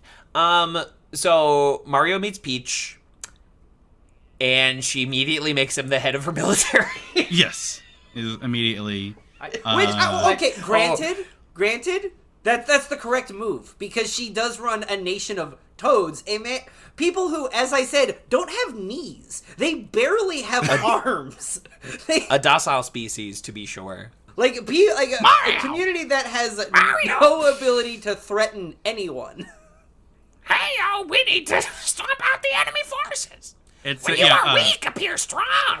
Having played Captain Toad, like, my least favorite part of that game is, like, the enemies, because Toad sucks. Captain Toad famously cannot attack enemies. Like, No. you have to, through platforming, simply drop on them from above if you wish to remove an enemy. Every once in a while you can find a radish to throw, Yeah. but that's it's it. hard to do it. And Here's the thing. Toad can't jump. Toad Can't famously can't jump. Mario's Not a at jump hops. man.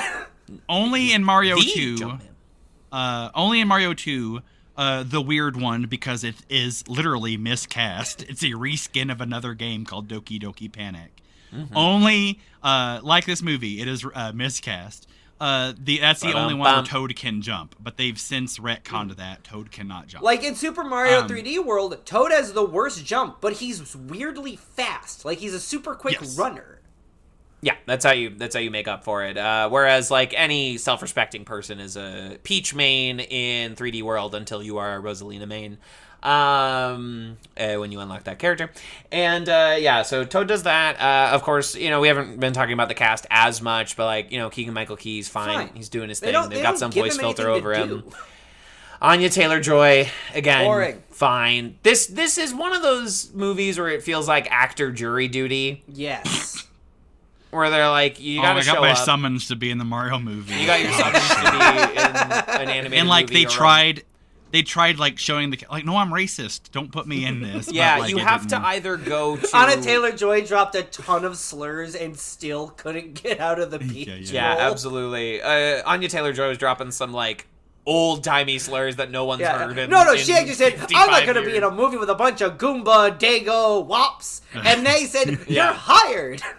You said Yeah, Goomba, exactly. you're This is the in. energy we want. Anya Taylor-Joy is fine. And again, like, if you get called for jury duty, like, I'd do the Mario movie 1,000 times over. You cast me in a Marvel movie, and that's the next 5 years of my life being in a soundstage in Atlanta. No, okay, no, if the Mario movie is jury duty, MCU is prison. You're doing time. Yeah, you are doing time. You're doing 5 You're to life doing in time. the MCU. That's oh my god. I had to You're serve a doing- nickel being like Pip the Troll. That's 5 years of my life I'm not getting back. I was in solitary confinement as fucking Nebula Bronco or whatever the fuck. I was like, Oh, they got me fucking Vulcan. I gotta talk to my lawyer.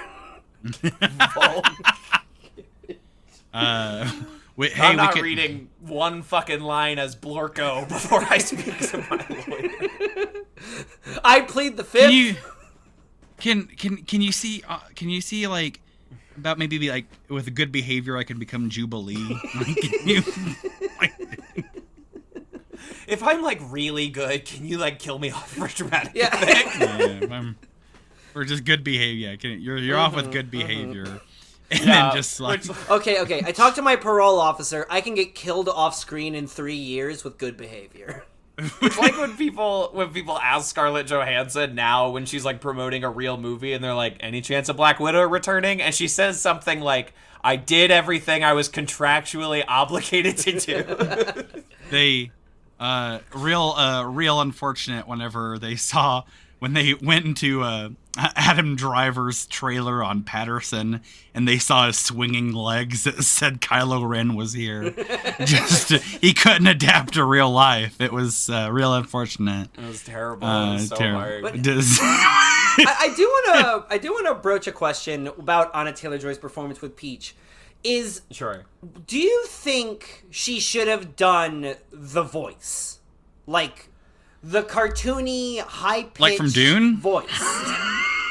She should have done the Lady Jessica voice. She should have, because Peach is famously of No, but yeah, no, she should have of the done Gom Peach Jabbar. voice.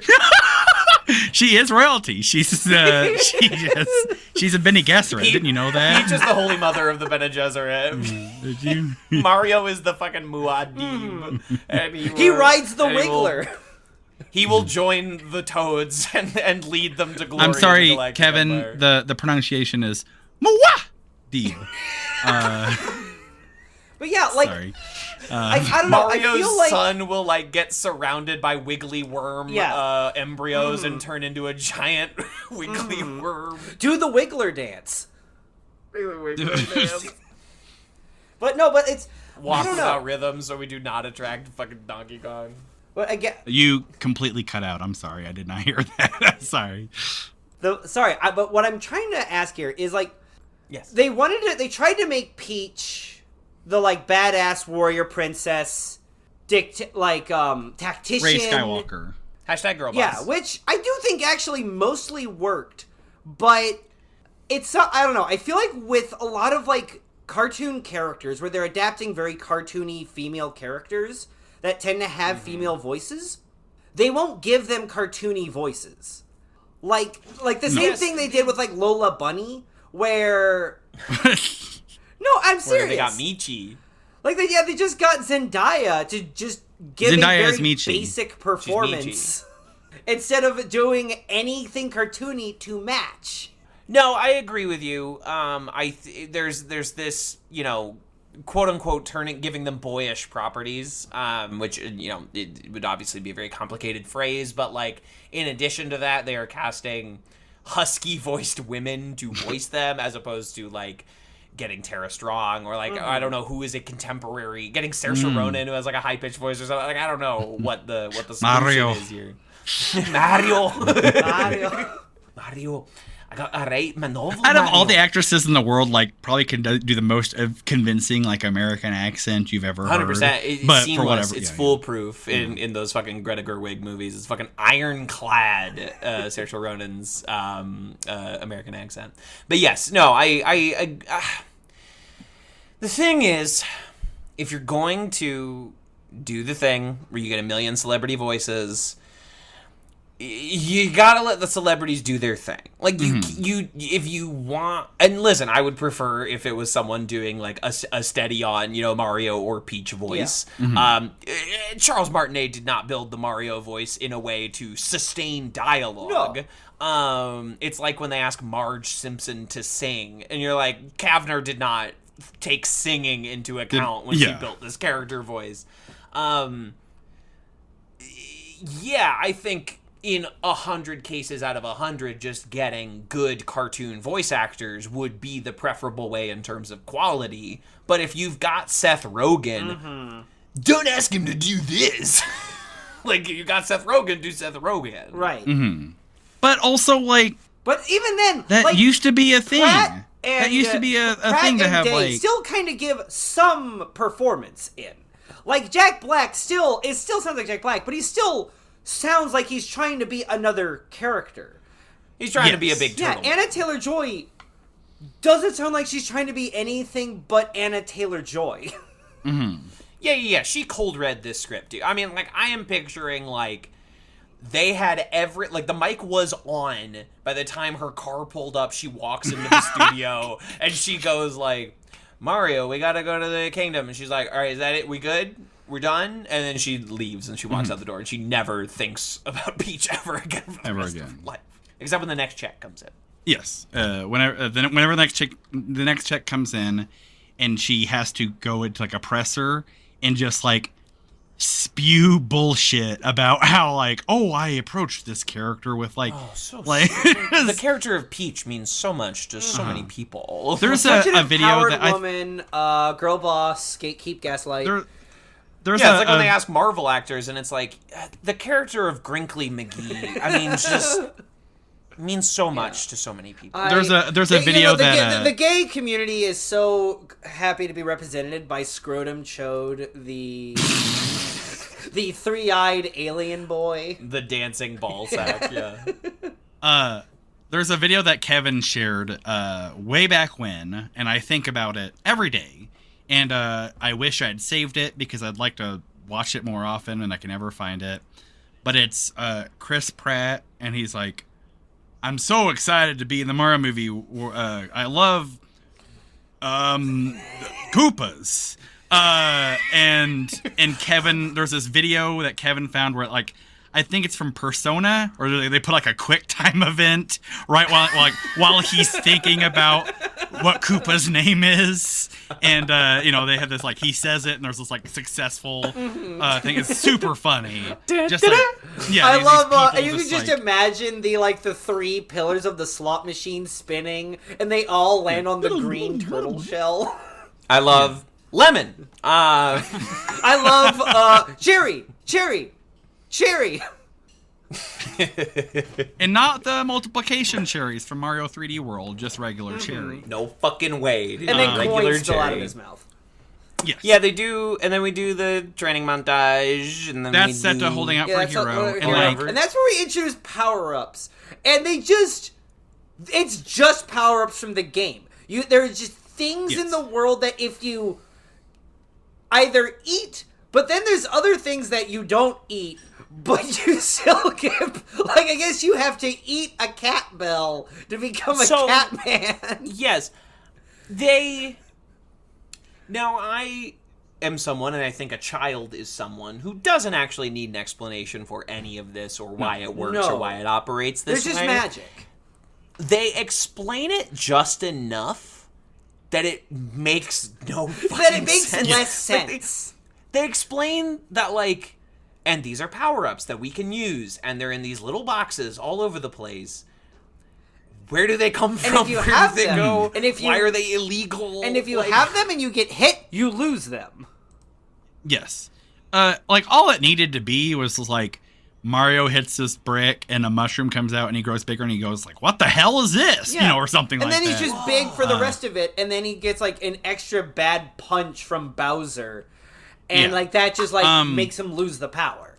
I will say, real quick, this is a sequence where they do holding out for a hero, and it's, like, the wrong choice. The Shrek best... 2 already did it. The best part of Super Mario Odyssey is there's a platforming section in New Donk City while Mayor Pauline sings "Jump Up Superstar." It's so It's the first like, yeah, it's the first time you ever hear a song with lyrics in a Mario game, and it's amazing. It's a big, it's jazzy, one of the few like song. Yeah, and it's like I just don't understand. Like, again, Nintendo is a company that like hates making money for whatever reason. I don't know why Jump Up Superstar is not on Spotify, because it's like unironically just like an incredible song. Like, put Jump Up Superstar, like have like Mario's like, I don't know if I can do this, and she says, Princess Peach says, I'll encourage you, ba ba ba, and it starts playing the song. Put that on iTunes, make some money. The single from the Mario Brothers movie. But no, it's Holding Out for a Hero, because remember that funny song? Remember that funny song that's really good? Remember that song? Mm-hmm. You remember playing Mario in the 80s? This song came from the 80s. I think just super frustrating, super annoying, super stupid. I would also argue, but I don't know. I think this whole scene is like perfunctory and like not necessary. Like, if we wanted it, like, because again, but it undermines Mario's like acrobatics, that Mario is a good platformer, which we established earlier. And I don't know, it would almost make more sense that like Peach needs a champion to go represent for the Kongs. That's what we established. Peach needs a champion for the Kongs to respect, so we can get the Great Kong Army. And all the Toads are failing this obstacle course because they're Toads. Mario shows up, and he's like, "Oh, I can do this because I have fully functional elbows and knees. I have a reach that is in fact approximately a meter long. I have a circulatory system." Yeah, it's bad. It's real bad whenever Spice World does a better platforming sequence. Yeah, than the and Mario like movie does. Mario does it. It sucks and it's hard, but he still does it. And we just established that Mario he's tough, he's tenacious. He doesn't quit, even when he does something risky. That establishes it, it impresses Peach, and it gets to where we need to go sooner. Like, this scene takes forever, and it's completely needless. Like, we can just have, Mario can just have the mushroom in the woods and get the power-up explanation from Toad. Because, hey, he's got a backpack. What should be full of that backpack? Power-ups! Yes. That explains why Toad's around. Because he carries, like, the cat suit, and the frog suit, and the hammer suit, and all that shit. Yeah! Make Toad a little lackey. Make Toad a little LeFou for Mario. That's like, here, Mario! Yeah!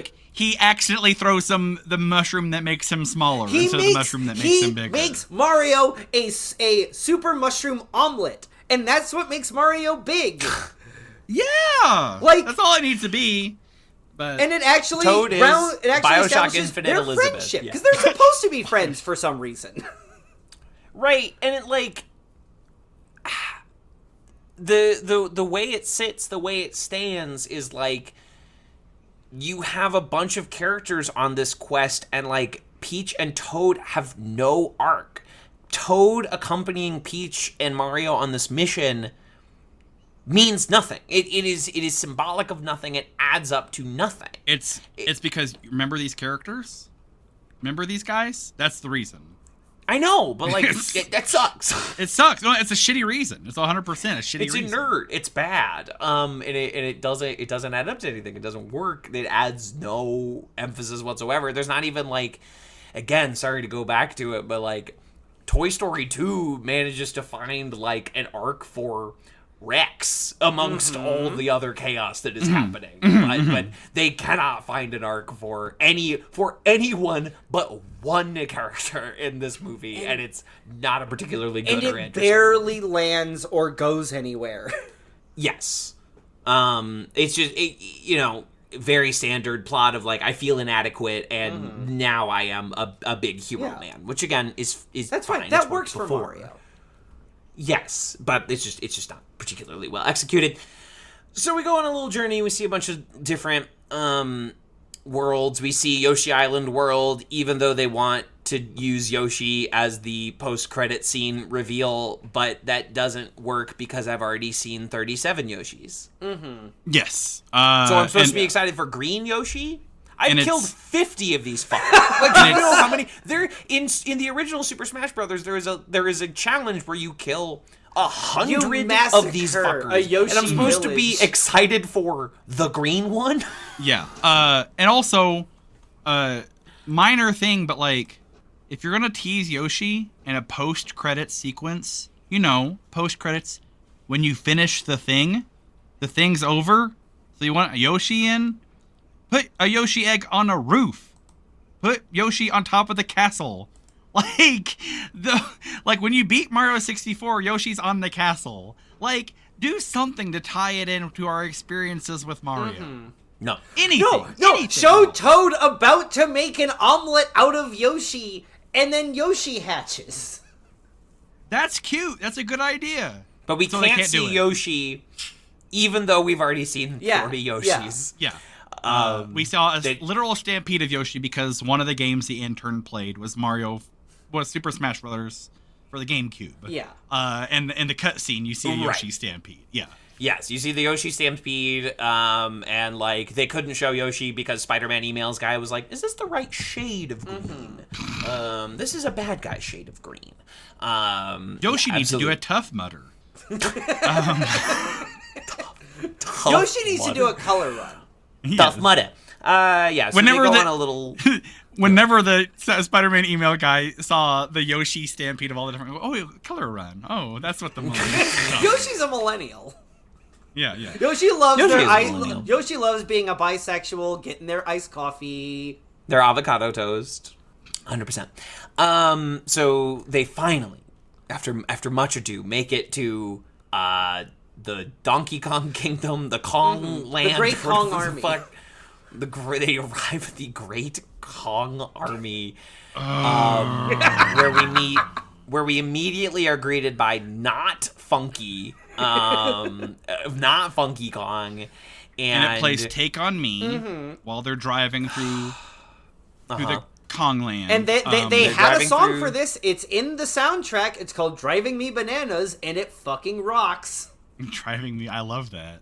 driving them bananas. That's good. They drive them bananas, and they arrive. Yeah, because the Kongs are cartsmiths. They're Fine. the Kongs independently The of thing they're known any other for. nation in this world has the car.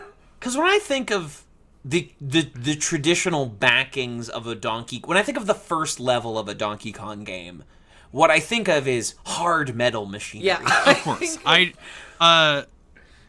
What are you talking about? On Guard the Swordfish and Rambi the Rhino. Rambi the Rhino. What are you talking about that they live in wood houses in the trees? Like What are you talking Ewoks? about? They're What do you big, mean? stupid apes. What are you talking about? This is No, they're cartsmiths. yeah. They're They have Kongs. highways and freeways. What are you talking about? Donkey Kong's cart in Mario Kart Double Dash, the best Mario Kart game, is a big wooden barrel with shit. In Mario Kart wheels DS, inside of he it. drives a Rambi. This is part of like those things where like they get a really obscure reference, but they completely biff on a obvious reference. Like it's most prevalent where they're in Kongland. So the Donkey Kong games that we know and love are not developed by Nintendo. They're developed by Rare. Rare is a British video game company, and I say this like it's the only way I can think to put it. This is not to like put ourselves over, but like Rareware characters from Rare video games are puffin characters. They are one-dimensional, stupid, like just like terrible characters. Chunky, Like- lanky. Yes, the most perfect crystallized example of this is the villain from Banjo-Kazooie, Gruntilda, the spooky witch that talks in rhymes. Like, A character Like- I would have invented independently in a like sensory deprivation tank. yes. And so like Cranky Kong is in every single one of these Donkey Kong games. And, like, Cranky Kong has a very... If you rented Donkey Kong for a weekend from Roebuck Video in Johnson City, Illinois, you know what Cranky Kong is like. And they have him... It's a thing where, like, they looked at a picture of Cranky Kong and they're like, okay, I think we get it. And they have, like, Cranky... This movie, the Kongs are all wrong. Donkey Kong is all wrong. Cranky Kong is all wrong. They have Fred Armisen as Cranky Kong, and like who's like playing what Larry the fuck? David, basically. Larry David. That's exactly who I was thinking. Larry David is Cranky Kong, and Tracy Morgan is Donkey Kong. What are you doing with Seth Rogen and Fred Armisen in there? What are you doing? Donkey Kong has to be a big, if you want a good stupid Cranky, idiot. you want a quality Cranky. Like Tracy Morgan plays dumb, stupid idiots so well. Yes. Like I'm so glad that y'all said Tracy Morgan, because I'm sitting in the movie theater and I'm watching this section and I go, this is an exact plot beat from the movie Scoob, the second Yes. ever Movies for Babies Yes, film. we have This movie reminded me a lot of caveman combat. sequence once again. this movie reminded me a whole bunch of Scoob. In all the wrong ways. But In yeah, all they the wrong- have Yes. and yes, so all right, time to get on the mic and grind this axe. Fred Armisen is a blight. Fred Armisen is not funny. Fred Armisen has never been funny. Fred Armisen does one bit over and over. He does really bad, uncommitted character work in everything he appears in. I was so worried when he showed up on Barry, but don't worry, he says 2 lines and he blows his fucking hands off. We don't have to fucking deal with him. He is... Do you guys hear my dog grunting in the camera or in the microphone? Gruntilda? Yeah, Your dog Gruntilda. my dog's doing an impression of Blubber from Banjo Kazooie. Anyway. He sucks. It's sucks. shockingly And- bad. Can I It's say, wrong. Fred Armisen, I do like Stand Up for Drummers, his special on Netflix. I do enjoy that. I think Fred Armisen is a very interesting human being. I like hearing him talk. He's not particularly funny. No. Never. He's very interesting. Interesting guy. Love hearing him talk about music. Love watching him get interviewed by Nardwar, the human serviette on YouTube. But not super, like, If you swap him out with the other documentary now guy, if you get Bill Hader as Cranky Oh my Kong, God. he's gonna give you No, something. well, yeah, that's because He's Bill gonna Hader give is you an a good accomplished actor. Like, Right. Yes, and for every I've watched so many pieces of art that are like somewhat well calibrated. The tone is like strong, like it has an approach, and then fucking Fred Armisen shows up and like throws the biggest and throws a switch, throws the whole movie out of whack. It's just he the funniest he's refuses- ever been is the chocolatier in Michael Bolton's Big Sexy Valentine's Day special. And that is, I'm sorry, the worst part of Michael Bolton's Big Sexy Valentine's Day special. Oh, fascinating. That's probably either that or the Eric Andre bit. Yeah, it's fine. I do like when he's pitching different ways to show the chocolate. He's like, you can get maybe post-production to come and remove your hand. I just any that is kind of fun. like applying Adobe tools to real life makes me laugh a whole bunch. But yeah, it's Cranky Kong just at a fundamental level is like old-timey grumpy old man. Yeah. He's like angry grandpa from like the 1950s. the Crystal Coconut landed it. They got it right in one. Yes. Donkey Kong. Like Donkey he Kong, should be- why are you doing that? Cranky Kong is an Donkey Kong, old give me coot. my Pepto-Bismol. I had too many bananas today. Here's a hard caramel. Yeah, that whole but at the same time they keep cutting back to like the audience watching Mario fight Donkey Kong, and you'll see like Chunky Kong from Nintendo 64 in the crowd. You'll see Dixie and Diddy. You'll see like Kiddy Kong. You'll see Funky Kong. But they've got, but it's Seth Rogen doing Donkey Kong, and he's doing Seth Rogen, because who TikTok humor is a like pretty good actor, terrible voice actor. Yeah. He doesn't. 100%. He refuses to do anything besides his voice. Yeah, he doesn't have the facility. I think he has proven to be a very good actor. I think of the Apatow crop, I think he's an interesting creative guy. He produces interesting projects. Yes. You know what I mean? He shepherds interesting things, things that are different and outside the mainstream. He fucks Sammy Fableman's mom. Like, you know, I like his Pickle movie. Yeah, The American Pickle, which is like pulled from HBO Max or whatever for being too Jewish. Too Yiddish. And yeah, too Yiddish. I'm so sorry. He's a good, interesting guy, but like everybody else in this fucking movie, like they were not. There's no direction. There's no take. These none of these characters have a take except for Bowser Jack and Black. the fucking blue star in the prison. Like at least the Mario Galaxy star. At least it's a take. It's a take. But that is like, again, someone played like Mario Odyssey and Mario Galaxy for an hour. Like, they give Blue Star so much. And like, the Lumas are in like in two Mario games, Mario Galaxy and Mario Galaxy 2. If you include Rosalina appearing in Smash Brothers, like 3 Mario games, like, it's someone just like with a fundamental lack of knowledge of the Mario games. Like, if one of us, not me, if one of you two guys were to write a Mario game, like, you would never even think to put Luma in. No. Because they're such Why? a non-character.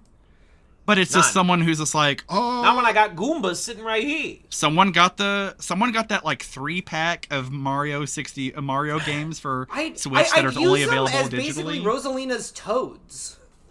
Exactly. Yes. Blue Star, mad annoying. Super. And I feel like we'll get to the Blue Star when we do sort of Bowser's overall thing, because he's kind of just just on the side for a good chunk of the movie. I do love what they did with Bowser. Yes. But I do another. think we want to like follow through the Yeah. Donkey Kong subplot. Well, to then... our plots are about to intersect Yes. here, so perhaps it's a good time to talk about the Bowser plot. But do we will want to cover say- the fight? Yeah, it's fine. He turns into a kitty cat. Donkey There's- Donkey Kong is framed as like Mario's rival, which I think is... I actually kind of like that as to give... That's often their Donkey- relationship. I don't That's mind not, it. That's not. I That's do- not outside the realm of possibility. But then they have a terrible arc that makes no sense after this fight. Like, Because Donkey Kong is also unappreciated by his father. yes, he also is a son striving desperately for the approval of his grandpa. Because His he's father, too Cranky cool. Kong. He's too His good a father, fighter. Cranky Kong. his father, Cranky Kong. Why didn't they give who's withholding? Why didn't they give Donkey Kong an Owen voice segment where he's like, I just want to win over Cranky Kong. Well, they basically do in the ocean. I feel like all my worth comes from bananas. I only wear I the will red say- tie to impress my dad.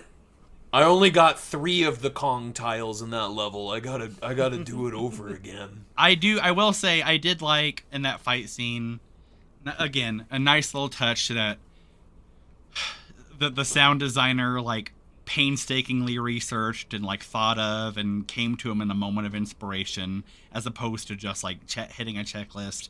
Whenever Donkey Kong is tipping over the railing, over the metal girders, it plays the 25-meter theme from the original Donkey Kong. That like, nice touch, Yeah.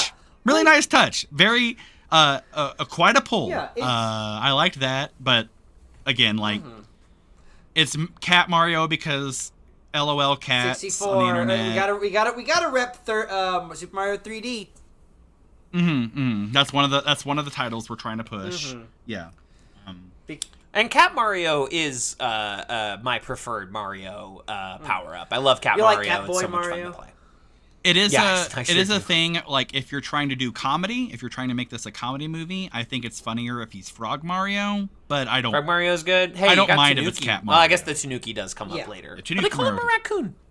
I think that's an apt shorthand. I don't mind Cat Mario. I did think, like, in Mario 3D World, like, whenever he swipes at a Goomba, you see, like, 3 little, like, scratch lines, but it sounds like poof. In this, like, they put like scratch sound effects on like Donkey Kong, and like that was just like, ugh.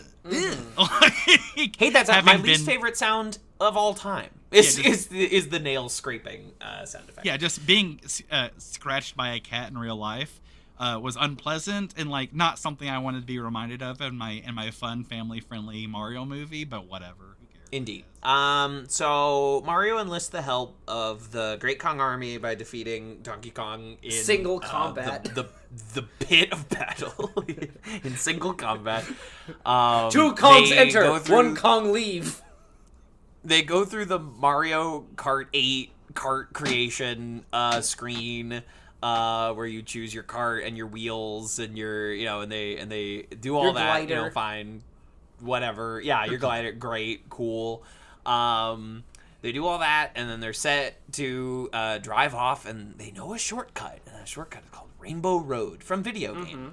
And they're driving and they get attacked by Bowser's forces, and Mario and Donkey Kong are like having an antagonistic relationship after their pit of battle, where instead of earning a mutual respect, they actually develop more animosity. And then Wouldn't it have been cool if like Mario went on a globe-trotting adventure and he went to like Ice World and Donkey Kong World, and like the final act of the movie, like the last act of the movie was he went to Kart World and he had to enter like a Mario Kart race instead of just like we're driving Mario Karts. Like and wouldn't it have been cute if like what if it was a wacky race where it was multiple people all trying to get Thank to the you. Power Star Thank you. together? Like Donkey Thank you. Kong wanted it for the the Kong winner of Army this to race impress gets a his Power dad. Star, and they get to There's a cute little penguin. the winner of this one. race gets a Power Star given to them by Princess Peach. Yeah. And Bowser, the incel, wants to get this, and so he spends the entire race being Dick Dastardly, trying to cut Mario off, and he's got a little muttly baby Bowser that he keeps conking on the head. Wouldn't that have been fun? But no, it's just them. They're just driving. Yeah. They're doing imagine Mario the Kart hijinks stuff that with no Wario and race. Waluigi would Oh get my up into God. that film. Can you imagine? Can you imagine? Yeah, that'd be so much fun. Imagine But the that's six like- stunts Daisy would have. That's pulled clever. in We the can't do race. that. So they drive the carts, they get attacked by Bowser's forces, they kind of reach a resolution to the Mario and Donkey Kong conflict, but it will also come up later when... so there's this weird moment, I'm trying to remember the exact details of it, but like, there are different routes on Rainbow Road, and, some of our main characters are on one side, some of our main characters are on the other. The area that Mario and Donkey Kong are on gets like fucking eliminated, so they like start to plummet, or like they dodge plummeting, but also there's like 300 Kongs behind them who obviously plummeted to their deaths, but the film is cutting around this information. The with, Kong like, Army all- gets wiped out en route. they get wiped out. They're done. The Kongs are dead. The Kongs are Because all they get dead. kamikazed by the. I actually like they made the blue shell kamikaze. Koopa a character. Like he's a guy, and he's just like a weird enforcer for Bowser. Yeah, the blue shell Koopa is a guy. He flies around. He has wings. Yeah, but he also has spikes. But Yes. also, I'm sorry, just like based on the character design, based on just a lot of things, the Koopas, all the Koopas in this movie have like, "Rah, let's get 'em!" They all have those voices. Like, all these Koopas and paratroopas should have sounded like Inspector Clouseau. Right? Like, every single one of them should have been like, oh, like, just like silly French soldiers. I think that would have fit their character design better. But instead they're just like, oh, they're military guys. Rah, rah, rah, rah, rah.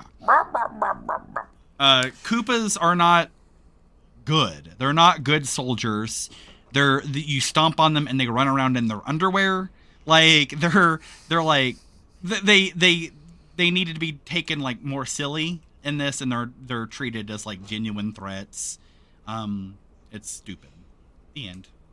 Thanks for listening. Yeah. Anyway, continue. I'm sorry. It's okay. Mario and Donkey Kong get eaten by Monstro from the film Pinocchio, if memory eel serves. from Super Mario 64. Okay, the eel from Mario 64. Okay, that makes more sense. And then they are Jonah in the whale, and then they get out of there with very little conflict. The end. The end. So do we want to use this opportunity to talk Simp Bowser? Best Yes. part of the movie, I like it whenever they Highlight. show Bowser in bisexual lighting, and so it Yes. makes it gives credence to Bowser becoming incensed with jealousy whenever he learns about Mario. Jack Black goes, "Oh, this is a cartoon. I should act like a cartoon character."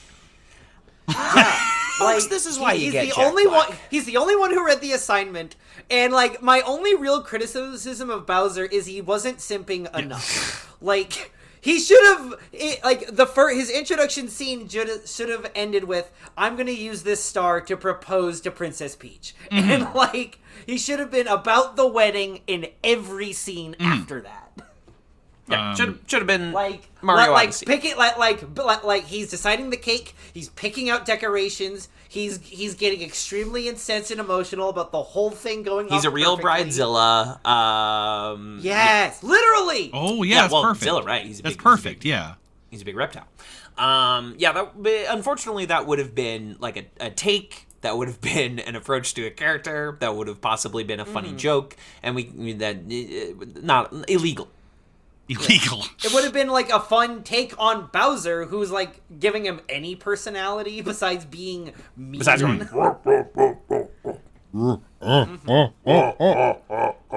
I want to see Bowser get like upset about. I think I table do want settings. Bowser to be gayer. I do think I want Yes. So Long Yes. Gay Bowser. So long, gay Beth. I think I want So Long Gay Bowser. I want Bowser to just be like a little gayer. I'm sorry. Yeah, I want to see him kiss Kamek. I want Bowser to be As mincing. practice. Kamek was cool. I thought they had like a fun little. I dynamic. really enjoyed Kamek. Yeah. I love a good Renfield. I love a good Who plays minion. Kamek? They little like lowercase. they do a M. they do a cute thing. Kevin Michael Richards. He's a Oh, veteran yeah. voice actor. A He's in true like vet. everything. Yeah. They do a great cute thing where like Kamek uses his powers from the video game and like appears out of nowhere and it's a sound effect like because like one of Kamek sings that he can like transport, he can like teleport. And they do that like with Luigi where he just like just appears behind Luigi and like locks him up or whatever. Yeah. I enjoyed Kamek a lot. And Bowser sings a song Peaches, that is called Peaches, Millions of Peaches.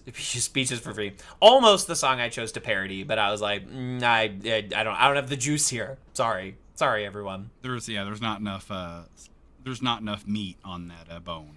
Yeah, I know that peaches come from a can and they were put And there it's by a thing man. where it's like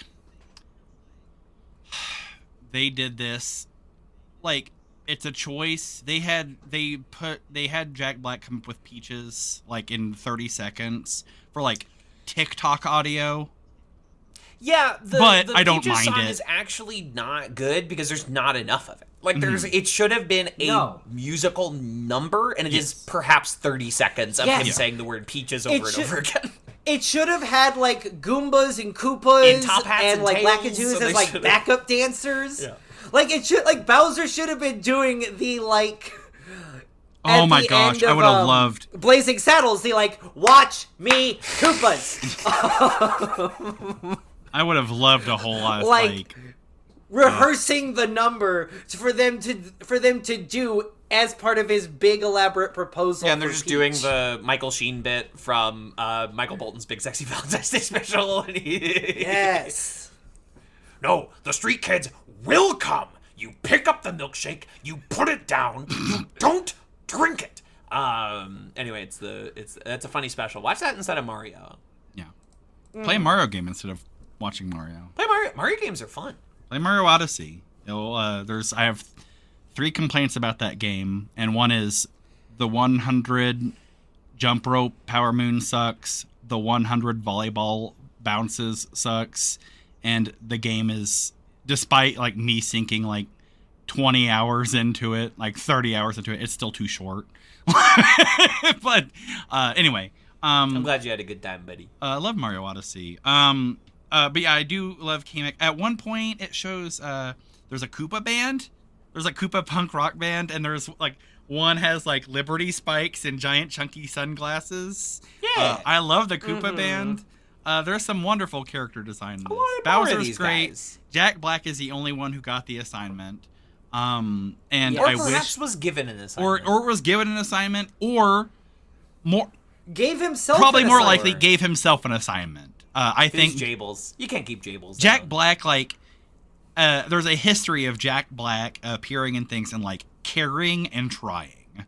And I think he took this to heart, where everyone else said, "Oh, paycheck, okay." I have never, ever seen Jack Black phone it in. Never. He I can't. have never seen it. I bet if you watch however many Kung Fu Pandas they got up to, I bet he is trying in... We're getting to 4 Yeah, pretty soon. I bet in 4, he's going to give, like, a really soulful, integral performance. I bet, whereas, like, Seth Rogen playing a praying mantis, bet he gave up several Kung Fu Pandas ago. Anyway. Yeah, I can't remember where we're at in the movie. Y'all hated the Luma Blue Star. I hate him. I He hate was him giving so me much. something. He was anything. I was looking for any point of light in this prison cell, and I was like, this little kid saying like, "Entropy is the end of life." It's like a character that I would do. It was making me laugh. He was making the whole audience. I know. laugh. Crowd loved him. My problem with him is that it was one joke Over and over and over. that they did not like. I don't know. I feel Life like, is a like again, Gay Bowser is one joke, but there's so much you can do with it. Psycho Luma is one joke, and it's one button. There's one button you can press, and it's say stock psycho phrase. Say like, we're all mad here. You're trapped in here with me. Oh my god. Exactly. Just basic Tumblr edge shit that just I have so little patience for. He's reading posts on r/I'm 14 and this is deep. Yes. 2-sentence horror. It's a thing where it's like, I understand what you're saying, Kevin, but like, Luma, like, it's just, out of all the characters that we're pulling, like, Luma gets more screen time than like Goombas do. Like, Listen, I understand the discrepancy.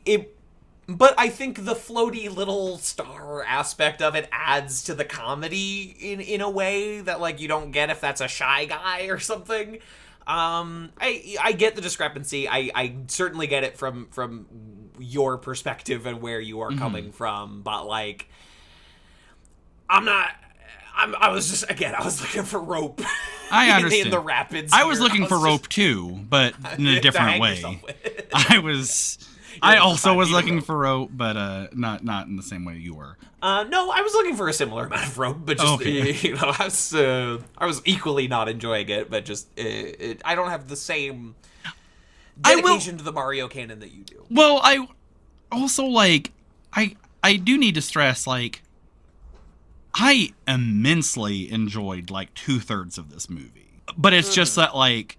Every time it spiked, every time I got launched over the handlebars of my motorcycle, by like, volleyball. Yeah, exactly. Just like it was just like just one person in the group project did not dedicate the same amount of time as everyone else did, and it shows, and it brings down the average, and that was my problem with it. Like, as a person who's getting into like illustration, as a person who's who just loves art, who loves into like I loved so much of this, but there's this like I hated Mario talking in Owen voice. I hated like Thunderstruck playing while they're suiting up to ride Mario Karts. Just like stuff like that, Take on Me. LOL so I hated the LOL so random. The stuff I hate about movies. Yeah, no, like that. See, that's what Blue Luma felt like to me. Is like LOL so random Deadpool chimichanga shit. Oh, what if the blue star was eating Isn't it crazy? chimichangas? Isn't it fucked up to hear a little kid voice say, "Ooh boy, more flesh meat for the grind"? Think he was... So edgy, so topical. really saying things we've all been thinking but never had the courage to say. Yeah, I don't know. I don't. I'm putting a lot on like movies I haven't seen. To be fair, but like one of the directors is a French Despicable Me director, and the other two did like Teen Titans Go to the Movies, which everyone says is like really good. Yeah. You know what I mean? Like I think these are I think this is Spider-Man Emails guy problems. And exactly. I hate this guy. It's absolutely Spider-Man Emails. It's Spider-Man Emails. It's basically like it's all the things that his kid has said to him.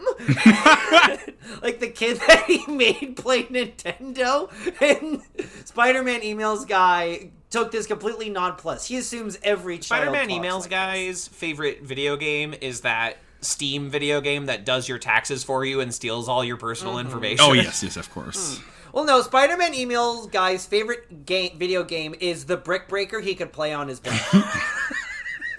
Yeah. And it looks like, it's amazing. Like Can you look at this? It's got like Tiger Electronics graphics. Incredible. It's just like the black lines and the black dots and oh yeah. Bloop, bloop, bloop, bloop. Yeah. He loved it. He played it all. Every time I had downtime at a conference, I would break a few bricks. Got a little saucy at the Poughkeepsie conference this year. Spider-Man Email guy brain would get blown away. Oh my god. Would get blown away by like balls. I have a like that's how little of a gamer he is. I'm not gonna be able to get out of this year of my life without drawing Spider-Man Email guy. Email guy. Honey, this sprinkler looks like a little frog. Isn't that something? I never would have thought of something like that. Honey, if you take this, if you get this marble bust of a bald man and you water it, this plant grows on top of it. Can you imagine? Isn't that Cha-cha-cha-chia. Wow. Honey, it's a blanket with sleeves. Have you ever heard of such a thing? This is amazing. Have you heard about this, wife? Have you heard about this? Wife? Have you heard about this? Hey, Kevin, here's something. Here's something. Have you heard about Tough Mudders? As a Have you heard about lollipop. Tough Mudders? Here's something. So Bowser kidnaps Peach. And they go to the wedding from Mario Odyssey. King Bob-omb's there. King Bob-omb is there and commits. It's so suicide. cute. There's two. It's the second suicide. That's my in the movie. favorite.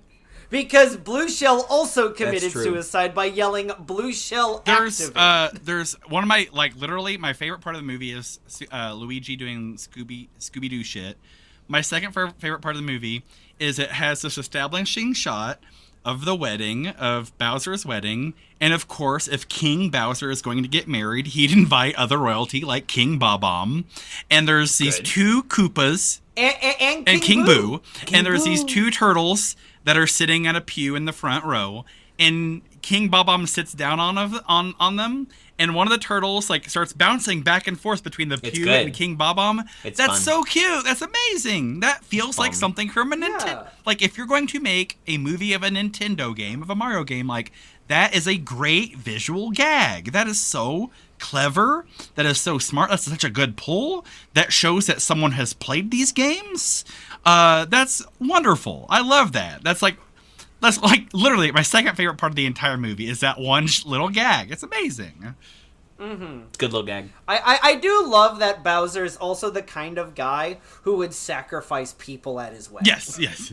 Like this is like I do appreciate that this Bowser is a Bowser who kills and likes killing. He likes hurting people, and he's like he's the kind of unambiguous bad guy that we don't get in kids' movies anymore. Yeah, because we want the bad guy to have like a soul and like a because every Bowser doesn't get Owen voice. No, and that's what makes him yes, work. he is a man of incredible mirth and incredible like girth. Sorrow, but it's all in Cruelty. service of being a really evil guy.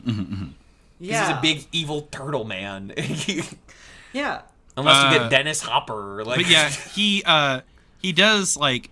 I can't remember if he he blows his fire at King Bob-omb, or something happens and it makes King Bob-omb explode, which is fun. Explode. And Peach like escapes herself because Toad sneaks her a frost. There's also a really cute moment where King Bowser shoots his fire breath at a Koopa, and whenever the fire goes away, he's a dry bones, and I'm like, oh, that's cute. And I really like that too. Cartoon shit. Cartoon shit. Yeah. Silly cartoon fun Almost like shit. this is a cartoon. In a cartoon movie. Stuff that was pure illumination. Felt like it. And then I can't. What happens after? They go to Brooklyn. They go to Brooklyn. Oh no! So Bowser threatens to just because Peach won't marry him. Bowser shoots a bullet bill at the Twin Towers. Yeah, he turns into a fucking incel. That's right. Like he turns into like an incel shooter. And so Mario gets the Tanuki suit to like fly and like distract the Bullet Bill, and I do like they made Bullet Bill a guy. Mm-hmm. Like he's not a missile. He's in fact a person with feelings. Yeah, I love Bullet Bill. He's a cool guy. Big fan. Like a big face. And Mario basically like Bugs Bunny,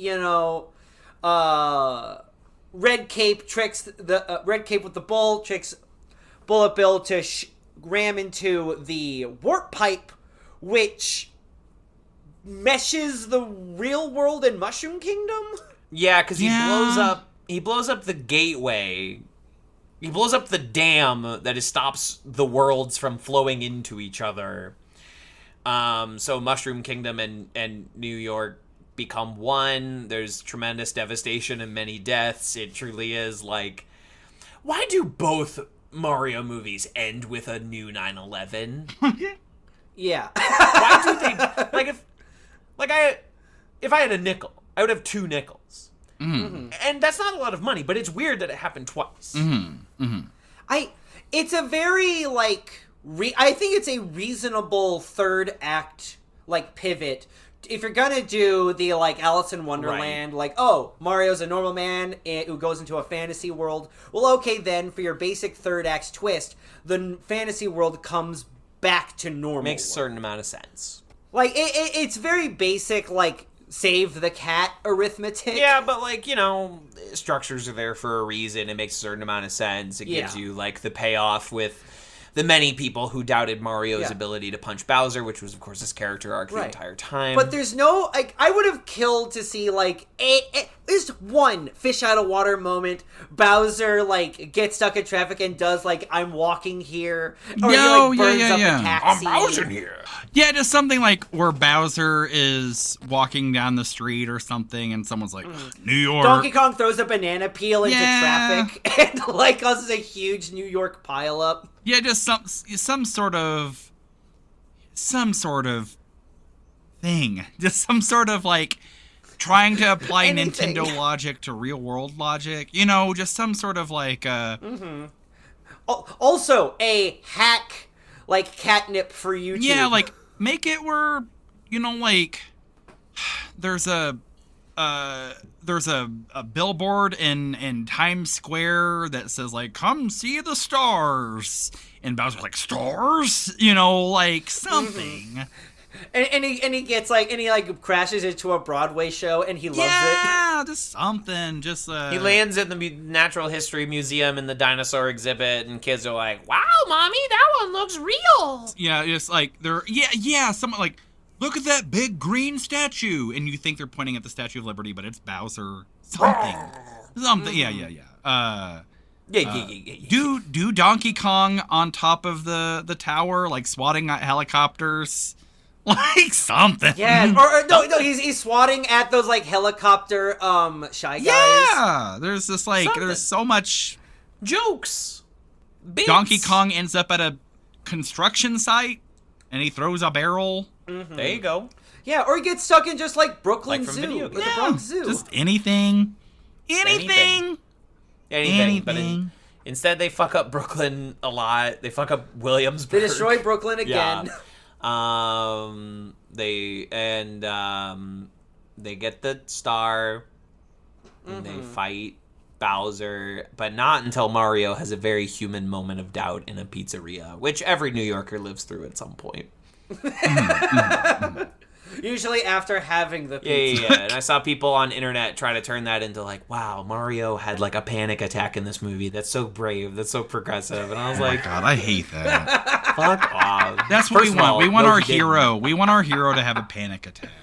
That's what we want. We Yeah. want like this guy we've looked the same Like thing Ted that like the same thing like whenever I watched Creed 1 and Rocky got like non-Hodgkin's lymphoma. I want Mario to have a panic attack. Like Like, they do that in the new Puss in Boots movie. there are good But things about that. that movie, at least sets it up by introducing a dog whose whole, like, thing is he wants to be a therapy dog. Oh, that's cute. And also, the movie's about Puss in Boots facing his own mortality. Cool. The cartoon cat Puss in Boots is gonna face his own mortality. Someone Cool. I've been working at the LDS Motion Picture Studio this month, and I got to hear a missionary very upset that YouTube spoiled the ending of the Puss in Boots movie. It was very cute. Puss in Boots fell on his sword and committed ritualistic suicide. Puss in Boots committed seppuku? You know who else? You know who else got himself killed in a ritualistic and sacrificial manner? Also, Christ? I just thought of this. Y'all, if you're going to go back to Brooklyn in your Mario Brothers, if you have to go to Brooklyn at all, but if you have to go back, like, bring back Uncle Tony Mario. I want Uncle Tony Yeah. Mario. We needed a Sam Raimi-esque, if you mess with Brooklyn, you mess with Yeah, all of yeah. us. You get the uncles throwing, bricks like, and... pizza. Yeah. I want to Bricks. see Uncle Tony Mario like, I'll help you out, Cinder blocks. nephew. And he jumps and smashes his fucking skull on a brick and dies. Just like something. I love wanna see. Uncle Tony Mario so much. And yeah, I can't remember. I can't remember what happens once they get back to Brooklyn. Oh, they beat up Bowser with the superstar. That's And right. we're like, yes. Luigi saves Mario from Bowser fire, and they both touch the superstar. They get invincible, just beat up Bowser and give him a mini mushroom. That's right. Yes. And that's just how That's it stops. It's whatever. It doesn't end. It just stops. We're done. Like We got our Mario 90 just minutes. lives in Mushroom Kingdom now. It's a dumb thing, and I realize it. They have the end credits, and they always do this. Like every end credits of every animated movie is a Newgrounds animation of just like, look at all this cool stuff. But in this one, it's like tight close-up shots of coins, tight close-up shots of mushrooms and turtle shells and warp pipes. And I'm like, every Mario game's end credits are screenshots from all the levels that we've been to prior to remind us of the journey that we've been on. Like, why do we have to do these like close-up shots? It just feels not Mario. Like, Well, the same way, like, why is there so much slow-mo? yeah. It's a dumb thing, and I realize that. But like, our friend Kevin's peeing, and so maybe I should wait before I move into like my final thoughts. But like, okay, he's flushing. Can you guys hear that? Can you guys hear that at home? Oh no! I'm so glad we got that Oh no! on Kevin audio. he got flushed down the warp pipe, and he's in the He Mushroom got. Kingdom. Oh no! A dog is trying to kill. Oh no, Kevin. a dog. A real life human dog, like a real life from our planet dog, is trying to maul Kevin in the bathroom. Not like the weird, like, bald dog from It's the not Yoshi Poochie. games. It's not Poochie from Yoshi's Story. It's not Poochie. It's a real life dog, and it's trying to maul Yeah. our friend Kevin. Oh, no. A golden retriever, the most murderous of all dogs. It's in real life is trying to. It's a thing where like, okay, this is the other thing. I was years and years and years ago. There was a movie that came out, which you guys have probably seen, or at least are familiar with, which is Across the Universe by Julie Taymor. Seen it many times. And Across the Universe is a frustrating movie. because the whole like gimmick of that movie is like, don't you guys fucking love the Beatles? And it's like, of course we do. What are you talking about? And the main character in that movie is named Jude. His love interest is named Lucy. The person who runs her apartment is named Sadie, and boy is she sexy. There's a guy in it whose name is Max. There's a girl who moves into the apartment, and they go, hey, how did this girl get in this apartment? And someone says, she came in through the bathroom window. They go to a circus of the fabulous Mr. Fabulous Mr. Kite. They meet a guy who gives them LSD, and his name's Dr. Robert. The movie is just chock full of Beatles references. But early on in the movie, we see a cheerleader singing I Want to Hold Your Hand to another cheerleader. And it's at a football game, and the football team is the Wildcats. The Wildcats! There's a Beatles song called Hey Bulldog. Like, Hey Bulldog has a music video. Like, Come Together by the Beatles doesn't have a music video. But, or at least not produced while the Beatles were still active. But, like, Hey Bulldog does. And, like, if you throw a dart at a map of the United States, there's a 75% chance you'll land on a high school that has a mascot that is the Bulldogs. And, like, for them to miss such an obvious reference and they're like, hey, you guys like the Beatles? You guys like the Beatles movie? Like, is so frustrating. And this Mario Brothers movie, like, does that nonstop. And it's just like, and they nail these obscure references, but they biff on just like the obvious ones. And they also just biff on like what appears to me to be like the natural beats that you would want to get in a Mario Brothers movie. Can I say, I would bet that the reason we kept the we kept the Easter eggs but lost to the basic story beats is because Spider-Man emails guy didn't get the Easter eggs. Yeah, exactly. He didn't know he didn't know who Spike from Wrecking Crew was. He just thought, oh yes, that's the Italian man from the guy who's voicing the voice actor who's starring in About My Father, which we're also trying to release alongside the Mario. Which, for the record, we didn't talk about it. The most insane trailer I've seen in a long I don't think I saw that. It's basically like Guess Who's Coming to Dinner, but instead of race relations, it's about Italians. Oh, okay. Is Uncle Tony in it? I'll go see if Uncle Tony's in it. No. Uncle Tony Mario? Uncle Tony Mario? No. Is it like how in My Big Fat Greek Wedding that movie treats Greek people like they're a different species from a different planet? like they're from another fucking Can you planet. imagine Yeah, if that, Greek but with people an were Italian real? dad, Mario. Played by De Niro. Mario, Mario last night my big toe was as big as my face. I sunk it in ragu, and it was perfectly. Just put some ragu on it, nephew Mario. Take it from me, your Uncle Tony Mario. Your Uncle Tony Zukas. Your Uncle Tony Mario. Come on, Mario. Come on. You know. Mario Bopolis. Because he's Greek. Yes. So, that's y'all excited for the sequel? Y'all excited for more? No. I mean, yes and no. Like, there was a thing where, like, my wife really enjoyed the movie. There was a person in front of me who was, like, doing fist bumps and really stoked about it. And so part of my experience with this movie is just, like, there is something different about my brain. Because, and so it's just a thing where it's just, and I've I've never been one of those persons that are like, we got this in Star Wars all wrong.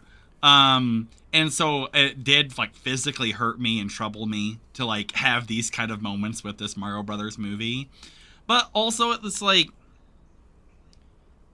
if I had half watched this at like a family gathering, I think I would have really enjoyed it more. And not saying I didn't enjoy it. It's just that, like, the parts where it spiked, like no pun intended, really spiked. And I just get very, I think my problem isn't so much with the Mario or the Mario movie. It's just, my problem is just what the corporate world does with cinema. You know, just like, it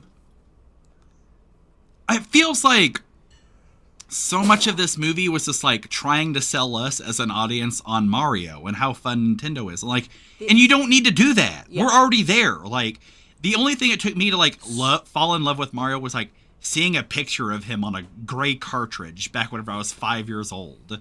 And so like, you don't have to trick me by like, well, you like holding out for a hero, so you'll like this.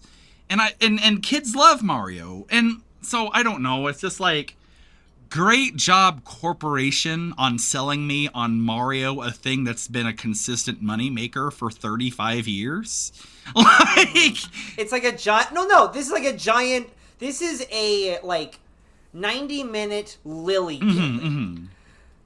Like this movie, and here's the thing, I quite enjoyed it. I did the parts of it, did its like story deficiencies annoy me? 100%. Yes, but I enjoyed this movie the same way I enjoy like the videos they play while you're waiting in line for a theme park. Oh ride. yeah, the cute, yeah. My favorite part of the Simpsons ride is just like the little windows where it looks like Apu's in the store window and stuff like that. Yeah. Yeah, like, that's what this movie just kind of felt like to me. This is like, or like watching, like, full cutscene compilations from, like, Super Smash Bros. Brawl, or, like, any other Mario game.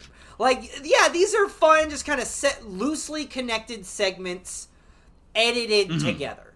Does it make a movie? No! But, is it a series of very well-produced visuals where you really don't have to pay attention to what anyone is really saying at a given time, which is what a Mario cutscene should be.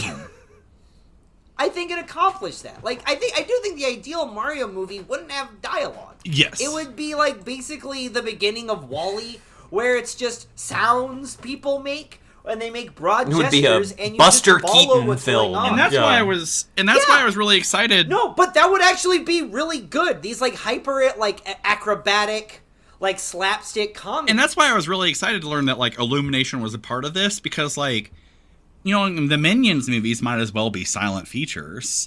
Totally. And like, I think that like this, they snatched defeat from the jaws of victory. They just, like, make a little adventure movie where Mario is mostly silent and he says expository dialogue, and that's it. Have Toad be, you know, a little sidekick helper. Have him go through, like, Desert Land, Donkey Kong Land, Water Land, Mario Kart Land, and then final spooky, scary world. I think there's a really cool opportunity to, like, do a Yellow Submarine thing or a Spider-Verse thing where, like, every different level is a different animation style. You go through a warp pipe and things like that. And, you know, like, I think there's a lot of really clever opportunities. But like, and I don't want to be this guy, but just like, just American corporate people just kept putting their fucking grubby little fingers in it and ruining it. Well, it's not just. Well, no, it's not just. Let's be fair here. It's not just American. Like, Nintendo has been wanting to pivot to a more Disney-style multimedia company for a long time. Like, Shigeru Miyamoto has been very open about how he wants to use this movie as a sort of stepping stone for a broader, like media, like, just sort of a broader monolith. And that's Nintendo and that's great. Media. Like, he wants Nintendo shows and theme parks. And, like, more, and just to make everything more vertically and that's integrated. Great. I think they should do a horizontal integration, because Mario platformers are best when they move left or right instead of up and down. But you don't have to, like, put a hat on the Mario hat. We're already in along for the ride. You don't have to gussy this up. Oh, he's already wearing a hat. Yeah, he's already wearing a hat. You don't have to gussy this up for us. Just let Mario be Mario. And we're fine. You don't have to sell us on, like, the reason Mario does this is because he wants approval from his father. Mario does this because he just is a brave, heroic figure, and he does what's right. He's a risk taker. Mario just carte blanche would start off to do his run his own business. Mario would be a small business entrepreneur. Anyone Mario carte blanche? Anyone? No, I'm listening. We're almost 3 hours in. You know, shit! I'm toast. I'm toasted, fellas. I'm cooked. You're fire-flowered. I don't know. They let Detective Pikachu be Detective Pikachu. Yeah. But also... That's also a game nobody knows or cares about. Exactly. And it's just that thing where, like, Late Night with Conan O'Brien was great because no one was watching it. Late Night with Jimmy Fallon was not so great because everyone was watching it. And it's just whenever things have a mainstream appeal, and people have money invested in it, they just make Spider-Man. They call up Spider-Man emails guy, and he irons out anything that's rough around the edges. Yeah. Any wrinkle in his suit, it must be ironed out, must be decreased. And then he ruins the movie and he goes, NBD. They are saying NBD. They're saying. Have you heard about this? The millennials are saying. Kids, have you heard about they're this? saying They're saying it. Well, okay, BoJack got it best. Where they're saying NBD, which means not BD Wong, because BD Wong is in fact a very big deal. That show was funny. I like that show. Damn, when's it coming on DVD? Well, I think the first couple seasons were released, and there's no promise that that any of the other subsequent 4 seasons will be released. If you want them to think about it, buy those seasons. Anyway, so boys, I have a little treat for you. I have a little treat for the audience. I'm not promising I'm going to do this in every episode from here on out, but I did indeed. I was biking around one day, and I had an idea for a parody song to help to speak on my thoughts on the Mario movie. And is that something you would like to hear? I would like to hear that. Just real quick, I do want to say, like, I'm sorry to our audience for being so fucking annoying during this. It's just, I care, and it was just, That's your first mistake. And that is my first mistake, and, I don't know, there was just, I thought there was a really cool opportunity here, and to see 2/3 of it, like, done with so much love and attention, and 1/3 of it just, like, being farted on just like really bummed me out. And I don't know, it's just like I don't know why folks have to make things more difficult than they need to be. And sorry I've been annoying. Sorry to be like one of those people about the Mario Brothers movie, but like I don't know, just like you've been busting your ass as a Mario fan. I've been busting my ass as a Mario fan for 33 years now, and I should have been invited to the premiere, and I wasn't, and I'm done. I love bringing up ancient videos. It's my favorite. I hate new videos. I love old videos. Anyway, Kevin, jump up, superstar. Let's hear this song. Oh, how'd you know what song I was parodying? Just kidding. Oh. Gotcha. Psych. Got me. All right. Editing, Kevin. I am hitting play on the karaoke track. In 3, 2, 1. Oak!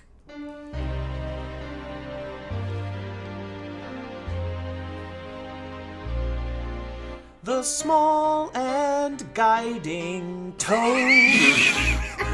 that leads you to Peach won't let Luigi disappear, though Bowser has the star. He leads me through some pipes, leads me right to Peach,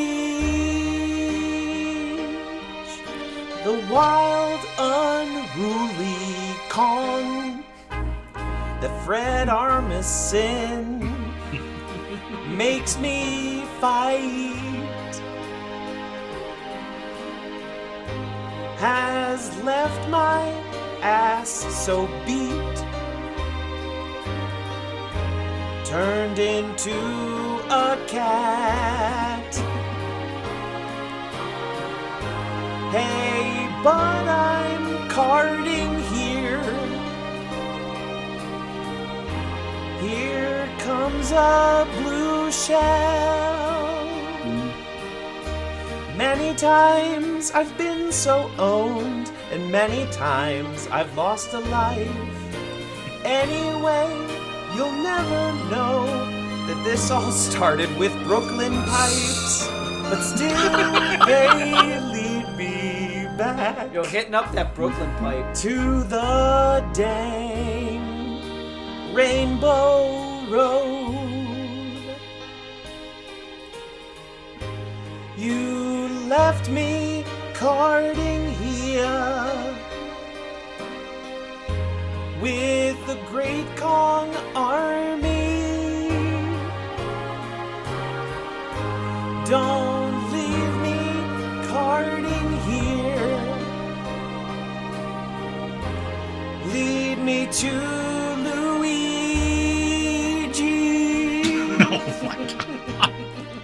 End of song. Bravo! Wow, Bravissimo! Woohoo! This movie reminded me of my two least favorite Mario games, Mario 2 and Mario Galaxy.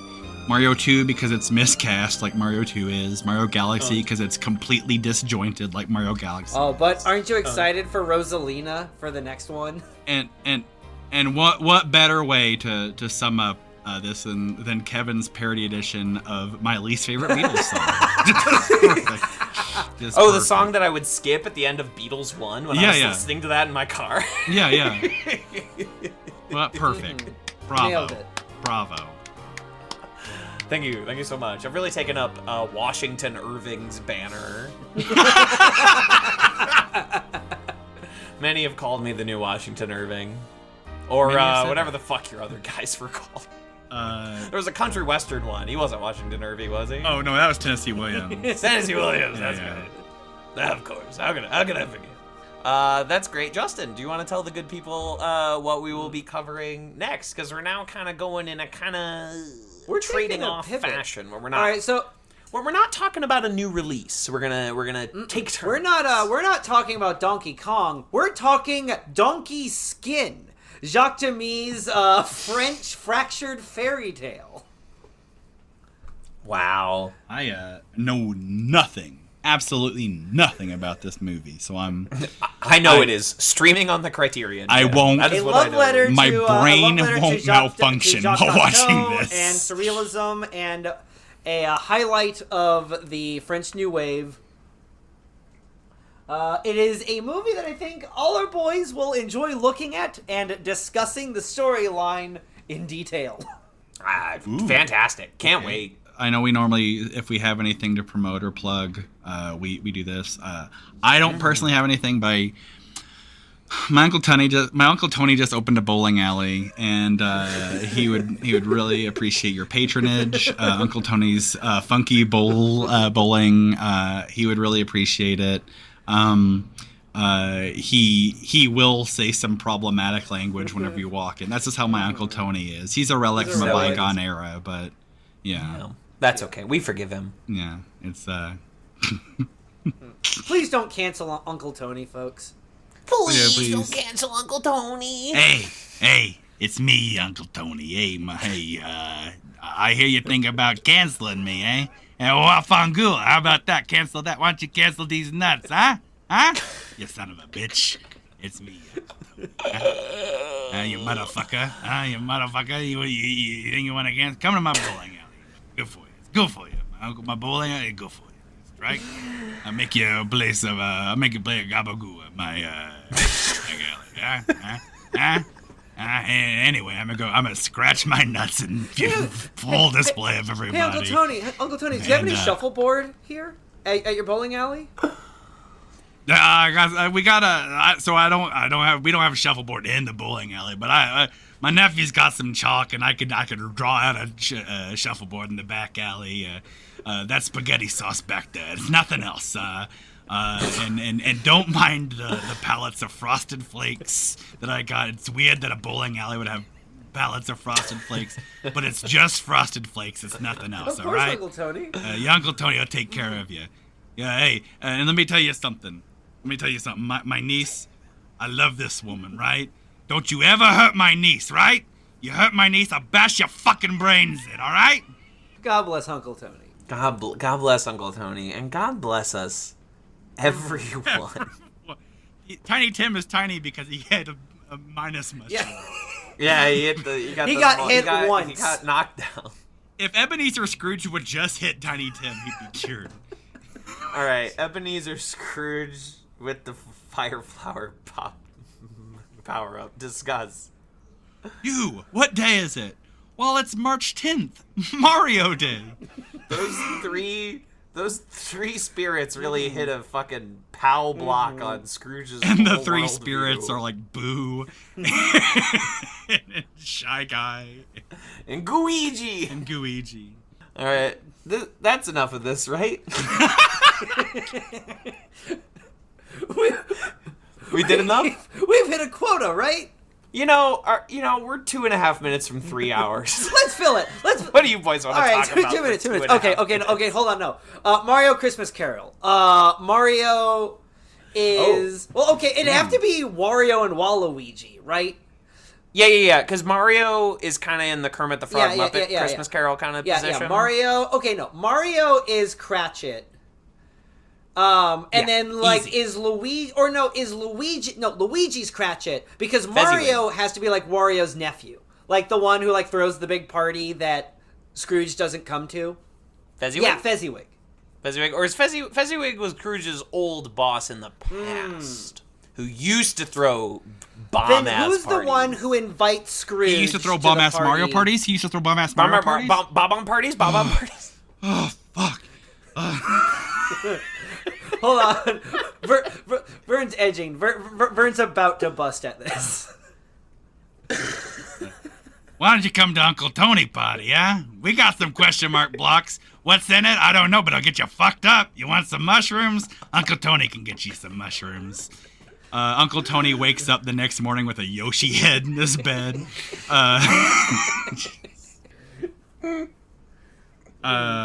So yeah, he used to throw bomb-ass Mario parties. A lot of there's a lot of throwing dice. Luca Brazzi's gonna be sleeping with the Jeep. Luca Brazzi gonna be sleeping The Sicilian message. Luca with Brasi Luca sleeps Brazzi with the... sleeps at the Jeeps. Luca Brazzi sleeps at dry dogs or whatever. Uncle Tony. Wet dry dog. Uncle Tony made his bones whenever he assassinated the Black Hand by eating a fire flower, but then wrapping a towel around his hand that caught on fire whenever he shot the fireball out of his hand. That's sick as hell, actually. They should do that. Yeah. You ever thought about how Mario takes mushrooms and then goes to a magic crazy world? And it shows him puking? Are we It shows him sure he's puking not in just this? tripping, dude? No. Are we No. sure he's not just No. tripping, dude? Listener, if you made it to the end of God this, bless I'm gonna you. give You're you a stronger medal. man than us. I will. All right. Here's the code. Here's for all the realsies out here. Tweet at me. With the hashtag. What's our code? What can someone send to us? Hashtag Uncle Tony? Hashtag Uncle Tony. Hashtag Uncle Hashtag- Tony's Funky Bowling. Hashtag uncancel Uncle Tony. Uncancel Uncle Tony. If you tweet at me hashtag uncancel Uncle Tony, I'll know you're a real head, and I will find a way to send you a medal for making it through our 3-hour Movies for Babies where we talked about the Super Mario Brothers movie, and you'll have earned it. You've earned your stripes, kid. And if you don't uncancel me, I'll bash your fucking brains in. You hear me? You hear me?